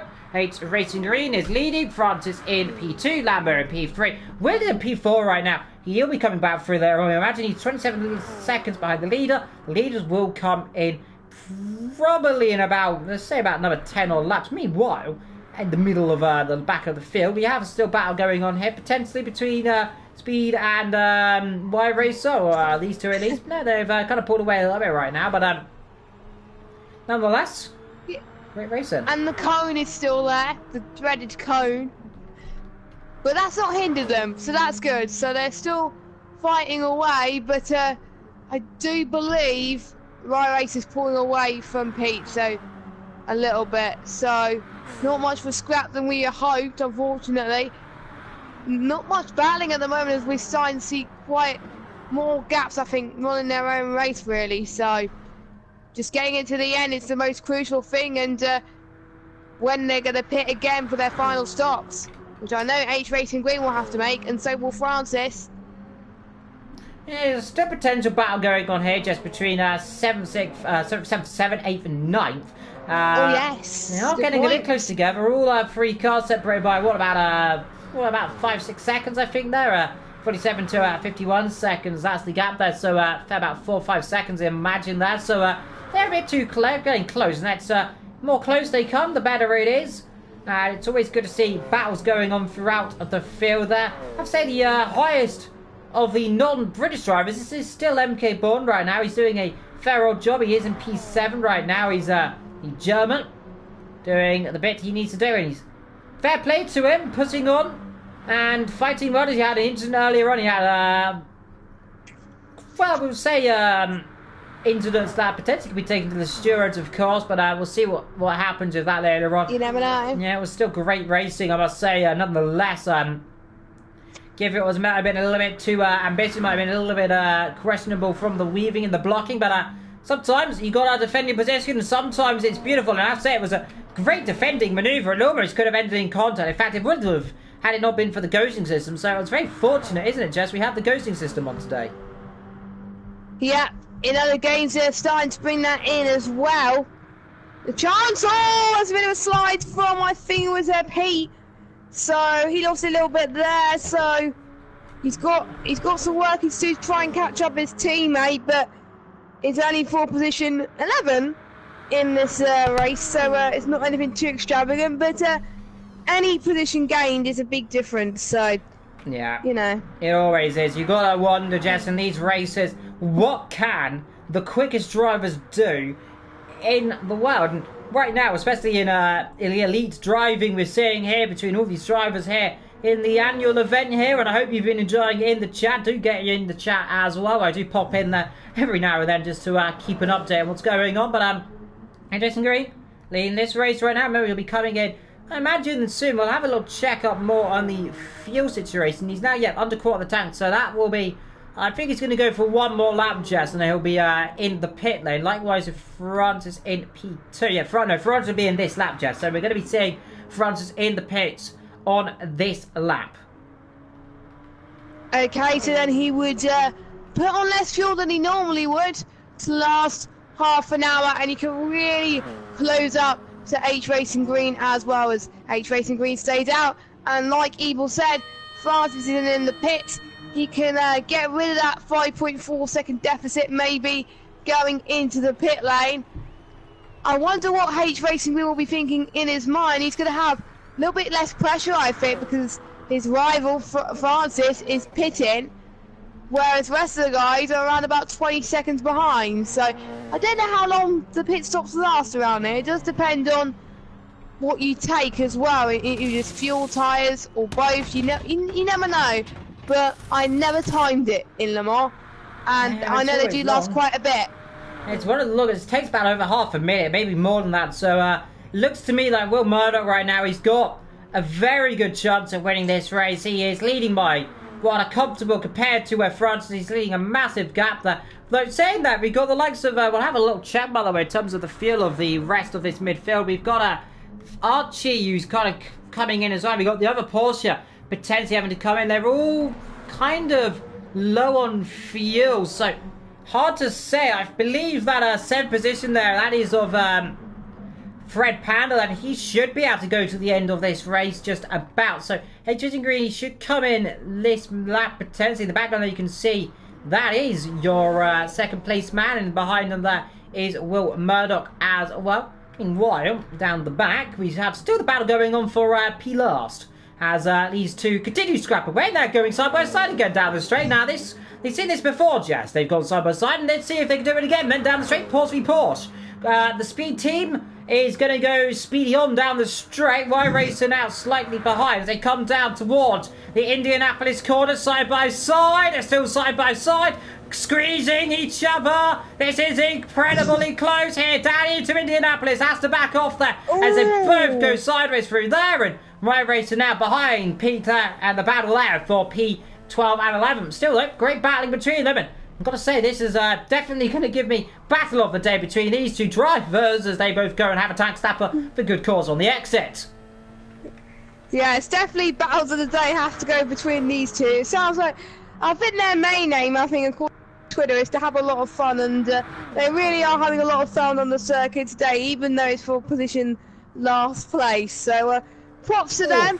I've known them, I've commentated on them before, and they want to have some fun, really. Indeed, they're having an incredible scrap here. I must say they're almost side by side into the second part of the Porsche Curbs. They massive exit speed on Y Racer got. He slingshot, almost had a move there on, but they backed off there. He got a 7-10 penalty there, lads, so we'll get rid of that pretty quickly, I imagine. But especially you can get rid of quite a lot of it in these chicanes, of course, so I imagine he'll drop a little bit of that. But there you go, he'll drop it down about a 10th or 2 on the brakes. And now, again, Pete there is pulling away, as meanwhile up front, H Green. Let's see how much fuel he got in the tank. He's in the red, so he'll come in this lap then. So he should see H Racing jump in the pit. Yeah, he does then. So now, where is he going to come out comparison to the likes of It's Me? And that'll be the interesting thing. He's come out ahead of It's Me, Jess. Yeah, I don't know. It's going to be a close one, I think. But no matter what happens, H Racing Green has gained a lot of positions this race. Meanwhile, sorry, cut over there. Y Racer thought that we couldn't see him making mistakes. I caught that Y Racer going off the road there. That's a bit unfortunate. I just cut to you at that wrong angle, but nonetheless, he kept it. Yeah, in the grass. Yeah, Lambo and H Racing Green both in the pit then, so we should see Will leads this race then comfortably. He'll open that gap up quite well. Yeah, very much so then. So about like 8-9 second time lead then. So Archie, Lambo, H Racing Green, MK Bourne now in P2. It's me in the pits as well. Yeah, it's me in as well. Where is H Racing Green rejoining? Yeah, he's rejoining now. He's ahead then. And Fred passes MK Bourne. That there, the battle there for P3 and 4. So H Racing Green's out of all this. Now gone up to P2. So fair play to him. He's really done the job right now, hasn't he? So this last piece of him staying out a lot longer as well, beautifully. And look, MK Bourne is with in fourth. Yeah, I don't know if he'll make it to the end, though. That's going to be the question, if he'll make it. But he is ahead of Francis, who has a full tank of fuel, mind though, so he'll be going a bit quicker potentially. MK Bourne pitted just now. Yeah, he pitted earlier on, but he's got a little bit less fuel. The tank's got about a quarter of the tank, so he shouldn't be able to go to the end. So we'll find out, of course. And this could be a bit interesting, Jess, because up behind them, there is Francis, and these two, I think, have a bit of bad blood between them from earlier on still. Yeah, they got to forget about really what happened earlier on and just focus. I want to get to the end.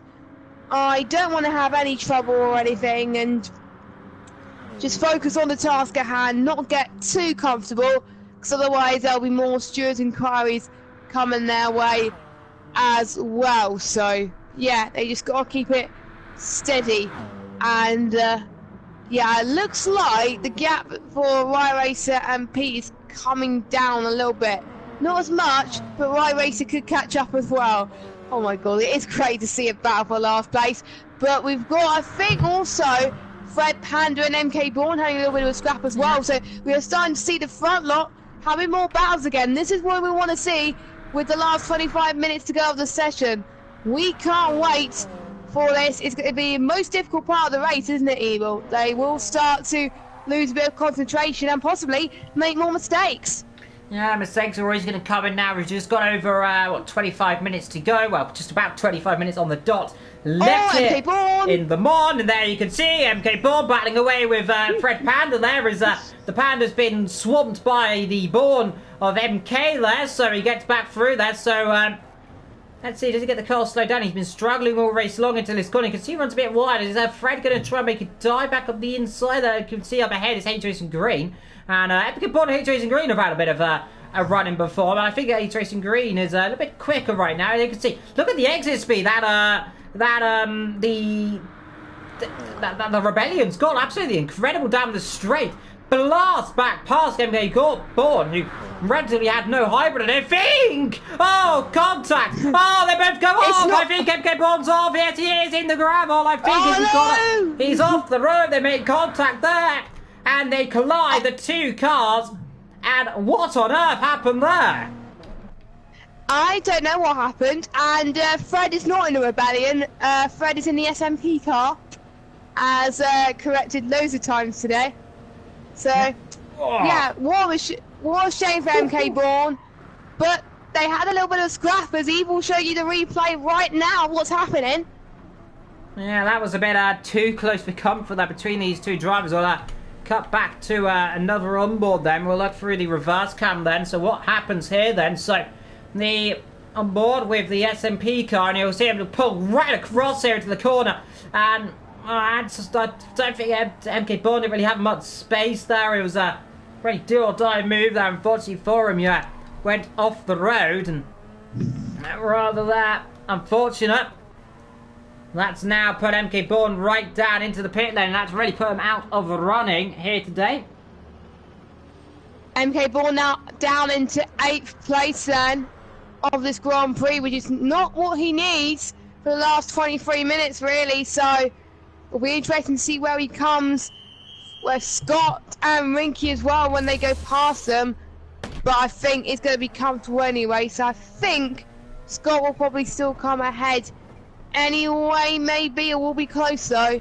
We'll just have to wait and see.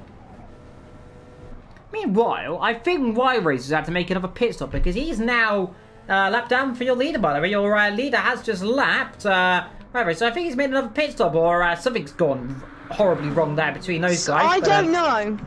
I think he's made a pit stop. I really don't know what's happened. But nonetheless, behind them, he's only 14 seconds. H-Racing Green is going to be catching. He gets a time penalty on cue there. 20 minutes to go. If he's got the pace right now, he's we'll have a look at his last lap. There was a 3:18 compared to your leader, who was last lap was a 3:21. So he's going about 2 and a bit seconds quicker here. So this could be interesting between these two drivers, Jess, because H-Racing Green, he's got the bit between his teeth right now. The Toyota coming alive here at the end of the morning. It's potential for a battle between the Porsche, the Toyota, and maybe the SMP as well, sitting comfortably behind. I'm pretty certain that he's the Rebellion, but he's the SMP, I'm being told. But so never mind. I've been calling it. I can't really tell the difference between cars. I'm so pretty if I certain get he's it the wrong, Rebellion. blame me. I'm pretty certain The it's the Rebellion Rebellion. is the Rebellion is Lambo and Archie. Well, someone can let us know in the chat who is right, please. because I'm 100% certain. I forget the liveries, but it definitely does say Rebellion on the car. So I'm going to call it a rebellion. I'm an absolute idiot. I'm going to call it a rebellion, and if it's not a rebellion, then it's definitely an SMP. But right now, there's a Toyota, and you can tell the Toyota from anywhere. This famous red livery, 20 years almost to the day that it went on to try and win the one, but didn't. It finished second. Is we going to see a repeat today, getting beaten by a Porsche? Now that could be a very... that could be history. Yeah, that could be history in a repeat there. Porsche beating Toyota here at the Mon. And right now, the Toyota, who finished second, that car in 99, if I'm not mistaken, currently lies second here. The gap, 14 seconds. The gap between first and second, last lap, was a 3-minute 20 compared to the leaders, 3-minute 21. So took another second out of it. Right now, though, we need 14 laps. You haven't got 14 laps. You've got, what, about 6 laps. So, really, he needs H Racing Green to get the bit between the two. He needs to go 2 to 3 seconds a lap quicker, and he might have a battle on the last lap. Behind him there, yeah, you can that is where we see. Yeah, the Rebellion dropping back a bit more there towards the to the clutches of the other Porsche. The one with 8 seconds behind though. So Francis in 9 seconds time penalty. Then the other Rebellion there. That is the more modern Rebellion. That is of Lambo. And then we have Archie in P6 as well in the other car. Behind them you got It's Me in the number 2 Porsche up ahead of MK Bond. Sadly, rather horrible race so far as he is ahead of Scott. And well as Rinky Morris. Meanwhile, there is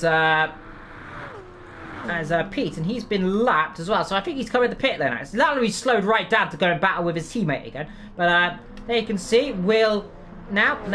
Gotta wonder, Jess, are these 2 speed cars gonna cause an issue for Agents Green? Because they are going to be the 2 lapped cars, and your leader reads, of course, in the speed car as well. And he's got 2 for his teammates behind him now, a lap down. Now, I hope it doesn't happen, but do you think they could hold him up a little bit? It is just come to fruition where in real life Le Mans, traffic does play a factor. They got to learn, even in the LMPs, that they get laps all the time, and usually the slowest cars take the race in line, and the faster car will have to go and find a way to go ahead of them. In particular, possibly the straight is where we could see the likes of Will Murdoch try and catch up to them as well. So, yeah, it is tough to take control of lapped cars around there. In particular, the GTE race I've watched as well with the LMPs, that's even more tricky. So, to be honest, it's a relief we're seeing LMP cars mainly because we haven't seen much lapped cars, so they haven't come to this issue, apart from obviously possibly the top 2 as well. So, yeah, it is gonna be tough, but holding people up may allow H Racing Green to find a little bit more time. So, strategy will come into play here as we got 18 minutes left of this event. 18 minutes to go, and your current leader, Will Murdoch, leads by 13 seconds now for H Racing Green and P2. Behind him, Fred Panda right now doing a relatively good job right now, but he's getting caught very quickly right now by Francis. So I'll go on board of that. Behind him, we've got Lambo, Archie, It's Me, and MK Bourne. That's your top 8. But right now, we're keeping on board right now of Francis, who's closing right up here with 17 minutes to go here of the 2 hours of the Mon. Here, live on the ILR channel. Inside Line Racing, bringing you some of the greatest action here in the Mon that you'll see for such a long time. Talking about, we got a car off, and that there was that who was that off the road? I saw a yellow flag, but I wasn't sure who it was. Must have been, was that Y Racer off the road? I think it was. Yeah, Y Racer spun or something. We'll have a look at that in a moment. Now, what happened to him? But not going on here. It might have been actually. Yeah, it was Y Racer spinning the car around there, or something happened. But Francis, there he is in P4, and we'll have a little quick check. Actually, what happened to Y Racer actually then? So we'll have a little check. Then what happened down into the chicane? Did he get on the curb? Yeah, he did. That's an awkward place to go off, isn't it? Right there in the middle of the road. Luckily, look, the damage was off, and invisible cars was off as well. Well, on. because otherwise that could have been a rather messy end to that That battle. looked awful. Yeah, that could have been very nasty indeed. Luckily got away with it. Luckily the other cars got away with it as well, because that would have interrupted their line a little bit as well, so... Huh? And I think my race will probably have to go into the pits again. Or he just might have to focus to get his car to the end. I think that's his main focus right now. No, what that has done is allowed his teammate Pete, or fellow comrade Pete, to open the gap up a little bit more right now, as the battle's still raging on for P4 and 3. That's a battle between the Porsche and of the car of Panda there, the Rebellion. And the Porsche closing up more and more during this race. And I've got to say, it's got the bit between his teeth right now to try and catch up to the slower race car, I must say, in this race so far. The gap there definitely opening up, well, definitely closing up right now. Last lap for Frods right now. 10 seconds now. 3 minutes 20, yep, 10 seconds between the top two. So he's taken a massive jump out of it. We'll have a look at the lap time. Will Murdoch's at 3:21. Second place at a 3:20. So he again took another second odd out of him there, and that's closing him up a bit more, but it's not going to close him enough, Jess. He's got 15 minutes. He'll get down to about 7-6 seconds, unless, of course, Will Murdoch makes a mistake. And that can happen. That can happen, because we've seen in real life Le Mans where people make mistakes on the last lap. We've seen it in GTEs, we've seen it in LMPs as well. So 15 minutes, I know the order might stay like this for now, but twisty turns have appeared at some of the more events where we see some shocks, we see some twists. So H Racing Green needs to keep going. The laps are around about 3 minutes 20 seconds, so it is roughly, I think we've got about 4 or 5 laps to go to make it, to see if H Racing Green can do it. It may be too little too late, but no matter what happens, I think H Racing Green is definitely one of the standouts of tonight's race so far. He's gained quite a lot in this race and stayed out of trouble. I mean, well, Fred and Francis still battling together, the double F there, battling away down towards the last couple of corners here in the Mont. Doing an okay job between them there, and say that there again, off goes wide, goes Francis and into the gravel as well for good measure. Well, okay, well, it's a curse everyone I see today. That just seems to be a thing. Nonetheless, look, they're doing a good job. All these drivers, we've only seen, what, a few retirements in this race. We've got about 12 drivers, of course. We've lost 3 of them. The Nissan, of course, one of the cars that we feared might be struggling to, of course. That was driven, I must say, fair play to Jamie to drive that car around a circuit as well.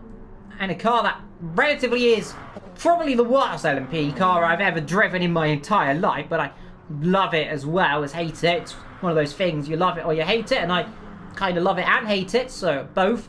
And fair play to him, he did well. I don't think anyone else really could have done that car its own duty of putting himself in the top 10 for quite a lot of the race. Unfortunately, he had to retire due to presumably something going wrong.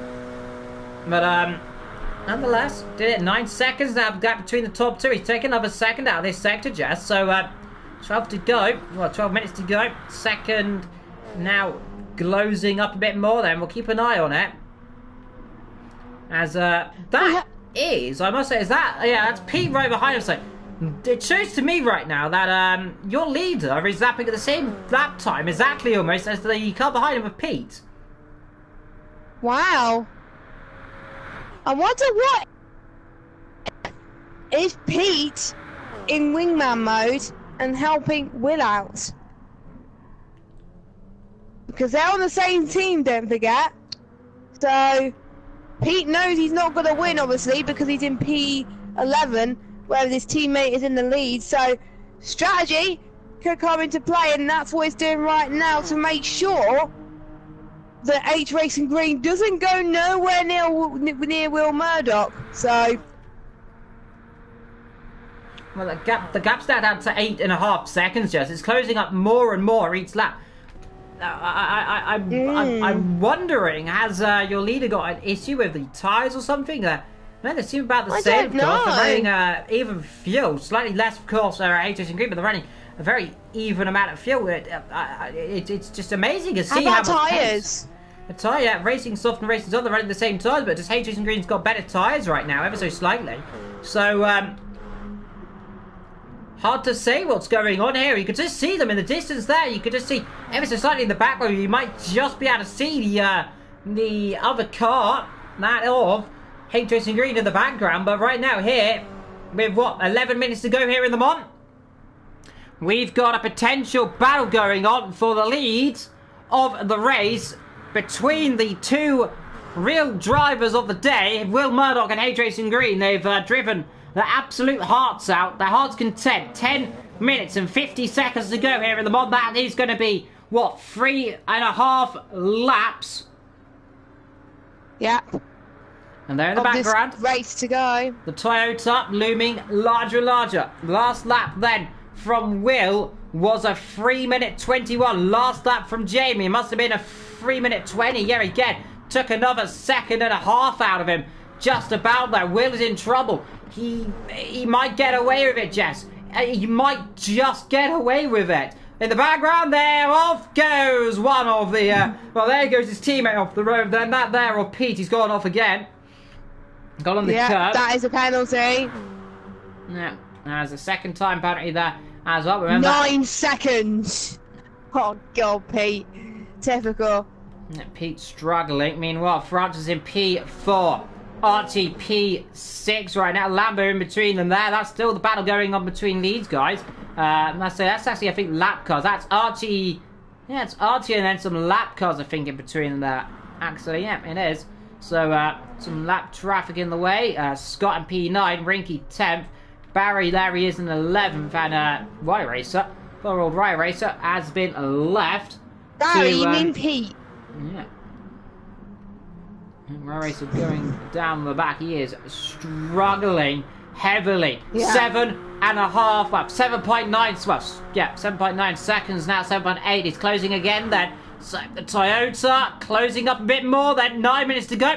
7 seconds the gap. This could be a very dramatic end here in the Mont, because second place is invertedly closing pretty quickly up to the lead. It was, what, 15, almost 20, 30 seconds, what, about 5 laps ago. Now it's down to 7.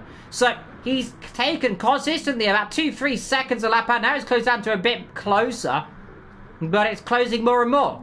And they still got that traffic to deal with. Yes, maybe Will Murdoch's tyre is starting to die, or maybe his concentration is starting to factor in as well. And his teammate is starting to catch up, of course. We had a few people in the chat joining us for the last 10 minutes, and hopefully the last 10 minutes will be great for you, as usually the spectacle happens then as well, and in the opening lap as well. So even if you watch for 10 minutes, 20 minutes, or even the whole thing, it's still good to have you with us, as well as we've got Fred Panda having a little bit of a battle with Francis potentially as well. So we could have a battle for P3 and podium on the cards. Yeah, they're closing up together. Meanwhile, battle down as well. That's It's Me. That's hard to see who that is. I think that's a lap car. Is that Archie, actually? You know, it is Archie. That, my mistake, it's the Rebellion of Archie. They're battling away with the Porsche there. The 919 there of It's Me behind them there. MK Born is way back. That is a lap car in between them. Hard to say who that is, but again, through the last couple of corners, the gap now, oh, it's opened up a little bit more. It's back to 8 seconds there. So Will now got the bit between his teeth again. He's opened the gap up ever so slightly, but then as soon as he comes into the corners, here comes H Racing Green, closes that back down to 7 seconds, but he's now invertedly, he's back a half a second now back up. So oh, it's gonna be interesting. Who's it gonna be here at Le Mans? 8 seconds it is. 7 minutes to go. He needs to take a second out every minute right now to really be in a chance of winning this race, and that could be very close. I don't know. It's hard to say, Jess, right now. Who have you got your money on? I've got to say, it's unknown if Will or any of these drivers make a mistake. It could go either way.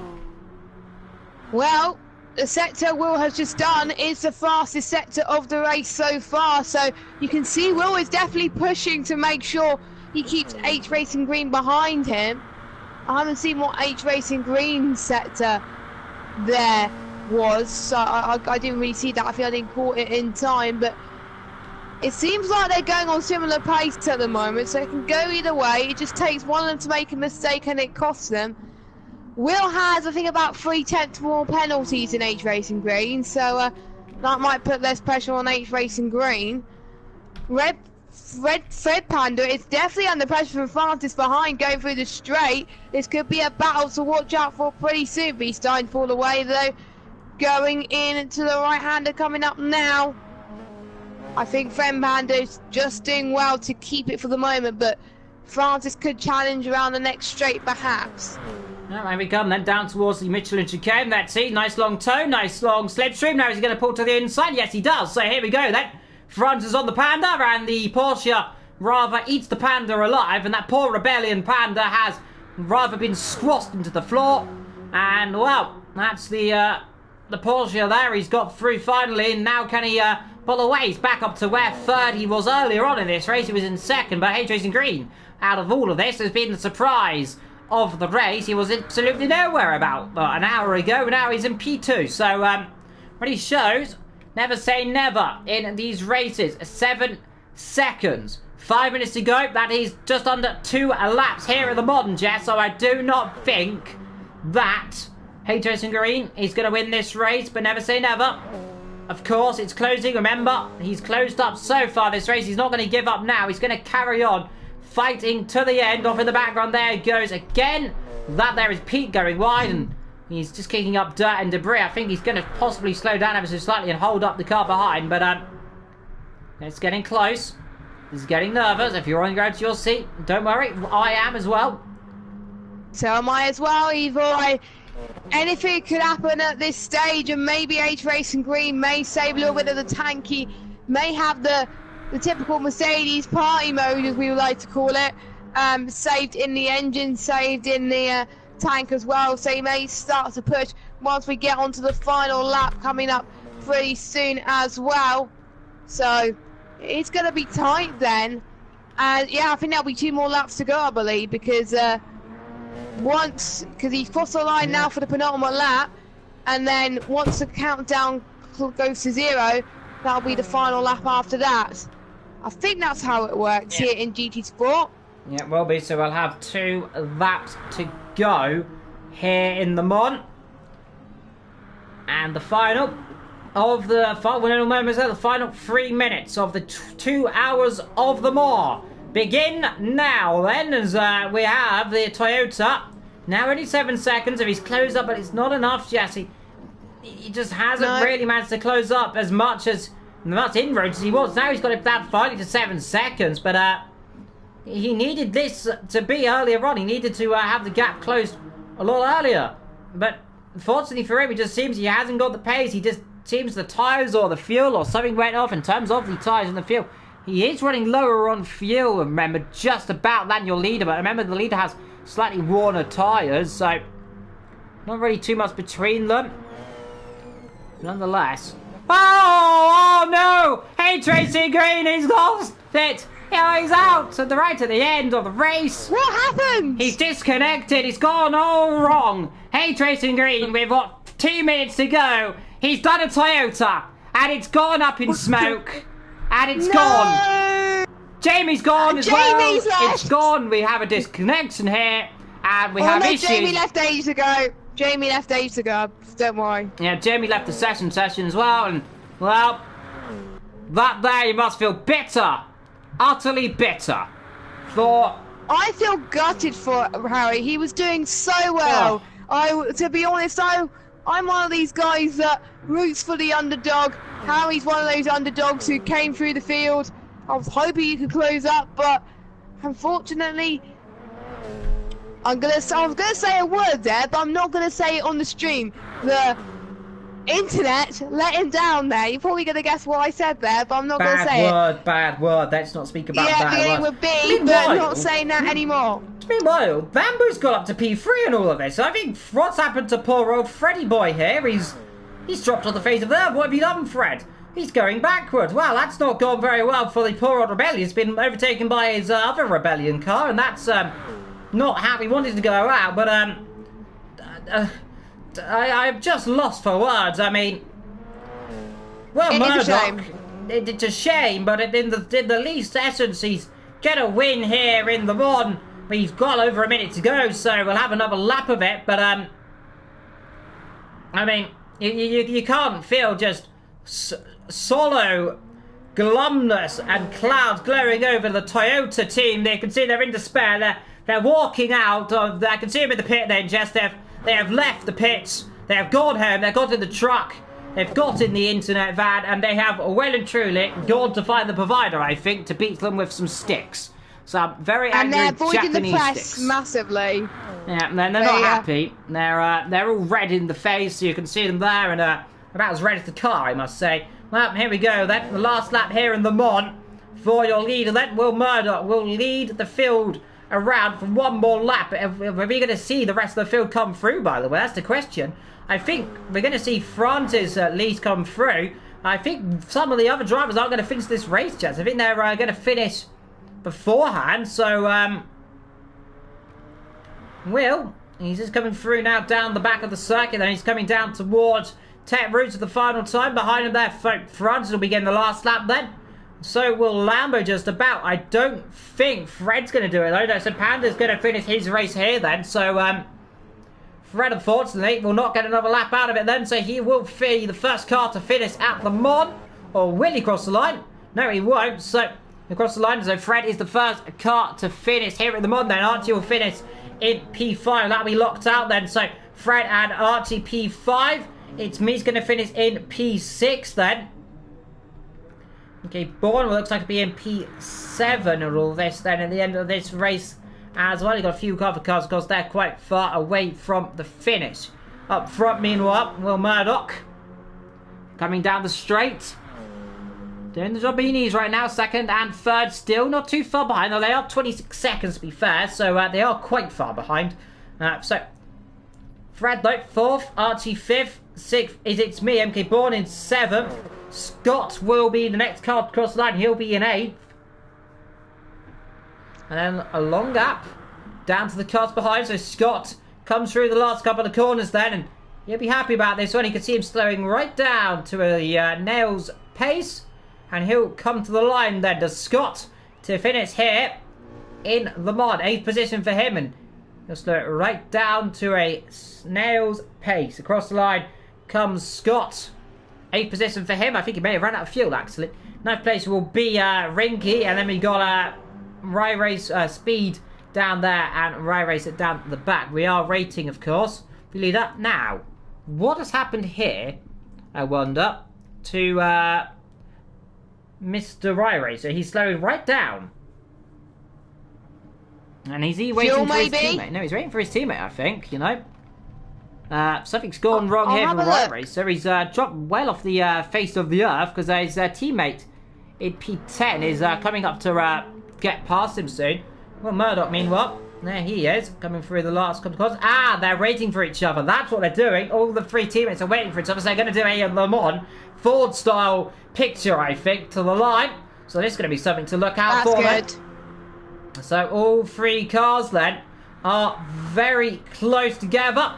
Will, Y Racer, and Pete, they're all just separated by not too much. They've got half a minute gap between them. I must say this is going to be utterly disappointing for Toyota, but what a race for the Speed team then. Will Murdoch comes down then to the back of the circuit. He comes to the line and he weaves in satisfaction. He comes down to the chicane. Will Murdoch comes through, so they're not going to do the full 1960s Le Mans picture then. Although they are going to do 2 of it at least. Will Murdoch wins here in Le Mans then. Now we're waiting for Francis and Lambo to finish as well. There's Francis. He comes through then the back of the circuit. The Porsche then beaten by Will at the end of this race. Then here comes Francis. He's going to finish 2nd in here at Le Mans. Lambo is going to finish in 3rd here. He's coming through the last corners. And what could have been just a great race at the end has been snatched away with 2 minutes to go. But Will Murdoch is your winner at Le Mans from Francis, Lambo and Fred Panda. Absolutely amazing job from Will Murdoch all race. He did a good job really controlling the field when he needed to, and he got the better of Fred Panda, who had a little bit of a trouble there, so that cost him a little bit. And H Racing Green really would have been my driver of the day. I think he still is, to be honest. I'm going to give him driver of the day, even though he's out of the race, because of the fact that he gained so many positions and was still able to close in to the leader there. So, yeah, I will have to give it to him. I know he's not finished, but he did some great battles and very impressed. But also, Pete and White Racer, great battle for last place as well. So I have to give it to them. I've never felt so somber about a finish of a Le Mans race before. Never have I ever seen a car disconnect with just 2 minutes to go of a 2-hour race. And you've got to feel for H Racing Green. He'll be his head's going to be in his hands. He'll be crying, I imagine, at this stage. He is going to be presumably devastated. He probably won't be that devastated, but I imagine he's not going to be the best pleased man of all time. But all I can say is the speed team are celebrating there down in the pit lane. In final words, Jess, as I just can't say anything really. I'm lost for words. I'm a bit lost for words as well, but it's been great to watch this race unfold. And the first time on GT Sport, because we're used to it on project cars, and it's been a pleasure, GT Sport, and hopefully we'll do more events like that on GT Sport in the future as well. Don't forget, of course, we got the normal ILRGT on Wednesday, and you have the pleasure of me and Evil commentating for the second tier on Wednesday night, so you'll have more of us to look forward to, which would be fun. Well, until that day comes in a few days' time, I've been Evil, Jess has been Jess, this has been the annual 2 hours of Le Mans. Join us next time for wherever we are in Inside Line Racing. Don't forget to like and subscribe and hit that notification bell as well. Until next time, take care from Le Mans.